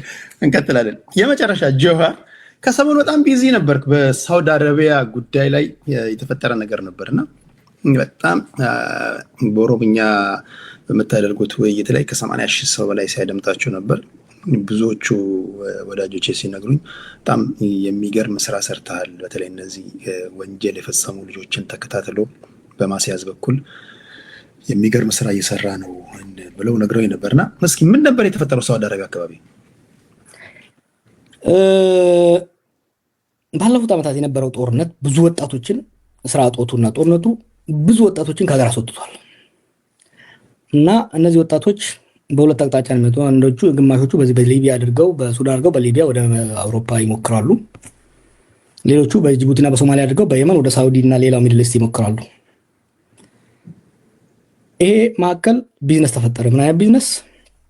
የሂውማን ትራፊኪንግ እና የድረግ ቢዝነስ በየመን በተለይ የመን ፈርሳ የለም እንዳገር እና በየመንና በሳውዲ መካከል በሁቲዎችና በነሱ መካከል ያለው ግጭትም ተደማምሮ ፈጥሮ ጋንግ ድሮም ነበረ ነገሩ፣ ድሮም እንቅስቃሴ ነበሩ። ግን አሁን በጣም ሰፋና የሚሄደውን ወጣት ድሮ ገንዘብ አስከፈለ ብቻ ማሳለፍ ነው። አሁን ምን አደረጉ? ሊቢያ ላይ እንደተጀመረው ወጣቶችን ከገጠራቱ ኢትዮጵያ መልምለው 10,000 ብቻ ትከፍላለህ ሄደህ ሰርተህ ታመጣለህ ምናምን ይላሉ። ልክ ተሻግሮ የመን ከውሃ ተርፎ ማለት ፈጣሪ ከረዳው ከውሃ ተርፎ እዛ ሲደርስ ይያዝና ሆስቴጅ ይሆናል። ከዛ የቶርቸር እየተደረገ ለቤተሰብ ቪዲዮ ተልኮ ብር ያስከፍላሉ ማለት ነው። ይሄ የመን ውስጥ ነው። ኢንክሬዲብሊ ሳደ የሆነ ነገር ነው። ሴቶችን ለስሌቨሪ ይሸጧቸዋል፣ ወንዶችን ያደርጓቸዋል፣ አረቦች ይሸጧቸዋል። ከዛ እድል አግኝቶ ደግሞ በዚህ በተራራ ውስጥ በጫካ ውስጥ ወደ ሳውዲ የሚሄደውን ደግሞ እዛ የሚጠብቀው ማፊያ አለ። ይሄ ማፊያ አረቄ ድረግ ይጭንባቸዋል ወደ ሳውዲ ተሸክሞ እንዲያስገቡ። ከተያዙ ሞት ፍርድ የሚገደሉ በዚህ ነው ማለት ነው። ይሄ ማፊያ ፉክክር አለው። ብዙዎቹ የመንግስት ወታደር የነበሩ የኦላ የነበሩ የህወሓት የነበሩ አሉ። ብዙ እንደዚህ ወደ ወጡ ወታደሮችና ኤክስፒሪየንስ አላቸው እና ኤስታብሊሽድ አርምን ናቸው እና የራሱ ካምፕ አለው። የከሌ ካምፕ፣ የከሌ ቴዲ ካምፕ፣ የጀዋር ካምፕ ብሎ በቃ ጋንግስተሮቹ እመርጅ አድርገዋል። ኔትወርካቸው አዲስ አበባ ውስጥም ሪያድና ጅዳም ያለ ማለት ነው። ትልልቆቹ ከላይ ያሉ እነሱ እዛ እርስ በርሳቸው ማፊያ አይደለ ይፎካከራል ገበያ ሲሻማ። ይሄንን ከበር ለማድረግ የአካባቢያዊነት ጀምረው ሶሻል ሚዲያ በመጠቀም ወንጀላቸውን ሰው እንዳያይ በጣም ልጆቹን ውስጥ ድረግ ይሰጧቸዋል። ልጆቹ በጣም አሰቃቂ አይዶኖ ካየ ቪዲዮ አሰቃቂ ነገሮችን ያደርጋሉና ይሄን ነገር ኢትዮጵያ ውስጥ ካለው ለይታ አትሂድ ማየት የለብንም። ኢትዮጵያ ውስጥ ከእስር ቤት ስወጣ አንድ ያልኩት 5 ልዩ ነገሮች ተፈጥሯል በአብይ ዘመን። ኮመርሻላይዜሽን ፖለቲካ ወደ ብር መቀየሩ፣ ፒአራይዜሽን አብዛኛው ነገር ከኮንክሪት ይልቅ የፒአር ስራ መሆኑ፣ ዲሴኩሪታይዜሽን አንዱ ደግሞ ክሩሊቲ፣ ይሄ ጭካኔ። ጦርነት ምን ያደርጋል መሰለህ? ኢትዮጵያ ስለሆን ምናምን አይደለም። አንድ ሀገር ጦርነቱ በተለይ የእርስ በርስ ጦርነቱ ሲቆይ ሰው ሞትን፣ ግድያን ኖርማል ይሆንበታል፣ አይለማመደውና ኖርማላይዜሽን ክሩሊቲ ይሆናል። ኢትዮጵያ ውስጥ አሁን ድሮም ሰው ይገዳዳል፣ ግን አዲሱ ነገር ምንድነው? ሬሳ ማቃጠል፣ አሰቃቂ ግድያዎች። ያ አይደለም ራስን መግዳት። ዲስ ሶሻል ሚዲያ። አንድ መጽሐፍ እስር ቤት እያለው መሰለኝ ያነበብኩት ኬኦስ መሽን የሚል ስለ ይሄ ሶሻል ሚዲያና አይምሯችን ላይ ያለው ነገርና ትግራይ ላይ ታል ሰዎች እየገደሉ ወታደሮቻቸውን ሲቀዱ፣ አማራ ውስጥም ያሉት ሬቤሎች፣ ኦሮሚያ ውስጥም ያሉት የሚያደርጉት ነገር ስታይ መቅዳቱ ምን አመጣው ብዬ ስወስደው the killing they are not really killing, they are performing ለነሱ አክት። አሁን እነኚህ ገዳዮቹ አንዳንዶቹን እናገራቸዋለሁ ስትሪም እያደረጉ ነው፣ ቲክቶክ ላይ ስትሪም እያደረጉ ነው ይሄን ግድያዎች የሚያደርጉትና ሰው እንደገደሉ ከጥቂት ጊዜ በኋላ ነው they are performing for the audience። እና የሀገራችን ለዛ እኮ ነው ፖስት አብይ እናስብ ስል አብይ ለአሁኑ ላለው ችግር ዋና መንስኤ ቢሆንም ይሄ ክራይሲስ ጥሎልን የሄደው ሶሾ ኢኮኖሚክ ቀውስ ግን ቀላል አይደለም፣ ቢዮንድ ቦርደርስ ነውና ምንድነው ያደረግነው? በጊዜ ወሰድኩና አሰብኩት ዋት ቱ ዱ። እነሱንም ማፊያዎቹንም ኢትዮጵያ ውስጥ ያሉ ማፊያ ነው የጀመርነው። ምንኝን እንግዲህ ምስኪን ሼኮችና የሀገር ሽማግሌዎች ሲለምኗቸው ነበር፣ ያስታርቋቸዋል። አዲስ አበባ በሚቀጥለው ሳምንት ይሰሩታል። እንዳውም ገዳዮቹ ፌመስ ይሆኑና ፎሎሺፕ እንግዲህ ቲክቶክን ታውቀዋለህ እየጨመረ ፌመስ ይሆኑ መጡ። ፌመስ ይባባላሉና ስማቸው ሁሉ አንዱ ወደ ቲክቶክ የመጣሁት ይሄን ማርኬት አታክ ለማድረግ ነው። አይ ዋንት ቱ ቴክ ኢት አውት ፖሊስ ከዚህ ወደ እንትን መነሻው እንዴት ነው ታውቃለህ? መፎጋገር ምናምን ይሄ ጌም የሚጫወቱ ምናምን ወደዛ በሽክ ምናምን so I took time and I studied። ከነሱ ውስጥ የተወሰኑትን ሪክሩት አደረኳቸው፣ ቁጭ ብዬ አጠናሁት። ዘን ፐብሊክ ካምፔን ከፈትን። ፐብሊክ ሲሆን ደግሞ ይሄን የማደርገው ነገር እና አስረስም ማወቅ ያለባቸው what I do is totally different from what the state do። ስቴት ሪቨርስ ነው ያደረጉት። እነ ስታሊን ያደረጉት እነ ስታሊን ዜጎች በሙሉ ለመንግስት እንዲሰልሉ ነው ያደረጉት። እኔ ደግሞ ዜጎች በሙሉ መንግስት እንዲሰልሉ ነው ያደረኩት። ቤዚካሊ ምን ያደረኩት? ሳውዲ ላይ ዜጎች በሙሉ ማፊያውን እንዲሰልሉ ያደረኩት እና ይሄ አሁን እነዚህ ማፊያዎች በጣም ፌመስ ናቸው አንዳንዶቹ። ምክንያቱም ከሚዘርፉት ገንዘብ ይሄ ቲክቶክ ላይ ምናምን ያሉ ልጆች ገዝተዋቸው በቃ ፌመስ ናቸው። በተለይ እነዚህ ጊፍት የሚባል አለ። ጊፍት ሰጪዎቻቸው ይሰጧቸዋል።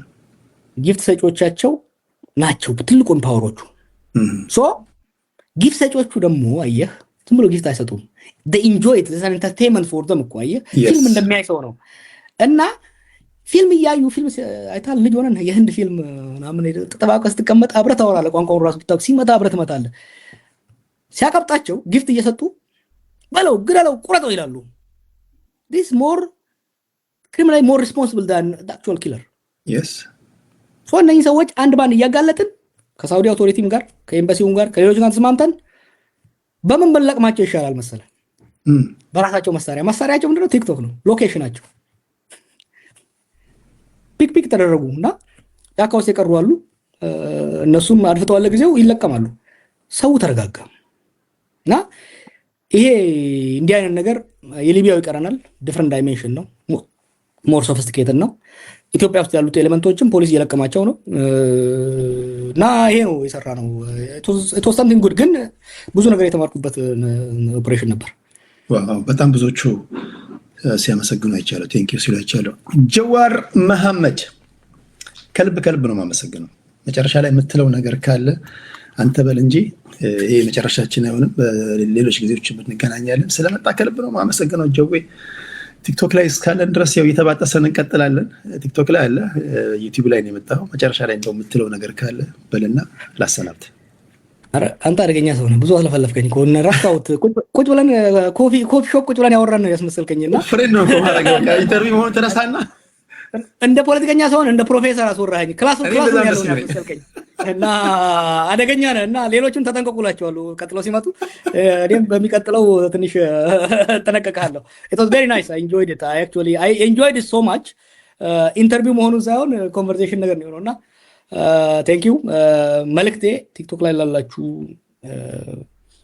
ዩዝ ዚስ ፎር ጉድ። ምን መሰለህ አንድ ለውጥ ሚዲያ በዓለማችን ሚዲያ የመጣው ድሮ ሚዲያ ስልጣን ላይ ያለውና ሀብታም ብቻ ነበር የሚይዘው። በአምባገነን ሀገራት ውስጥ ስልጣን ላይ ያለው ብቻ ነው የሚይዘው። ህዝብ ኮንሱመር ብቻ ነበረ የሚዲያን ውጤት። በካፒታሊስት በሆነ ዲሞክራሲ ውስጥ ሀብታሞች ናቸው የሚይዙት፣ ድሃውና ማሱ ኮንሱመር ነው። ሶሻል ሚዲያ ሚዲያን ላንድስኬፕ ዲሞክራታይዝ አደረገው። በአንድ ስልክ አንድ ቪዲዮ ዛሬ ሳይ ነበርና ጫካ ውስጥ ቁጭ ብለው እነኚህ ሰሞኑን የምታገላቸው ልጆች ጫካ ውስጥ ብለው የራሳቸው ስቱዲዮ አላቸው። በቃ ከስልክ ጋር ኢምፓወር አደረገ። ገበሬውን ምኑን ኢምፓወር አድርጓል ሰውን። ይህን አቢዩዝ ባናረገው ከኛ በፊት የነበረው ጄኔሬሽን ይሄን አልነበረውም። እና ይሄንን ሶሻል ሚዲያ ብዙዎቻችሁ አላችሁ ለጥሩ ነገር የምትጠቀሙበት ራሳችሁን ለማሻሻል፣ ሀገራችሁን ለማስተዋወቅ፣ ባህል ለማስተዋወቅ ብዙ የምትሰሩ ልጆች አላችሁ።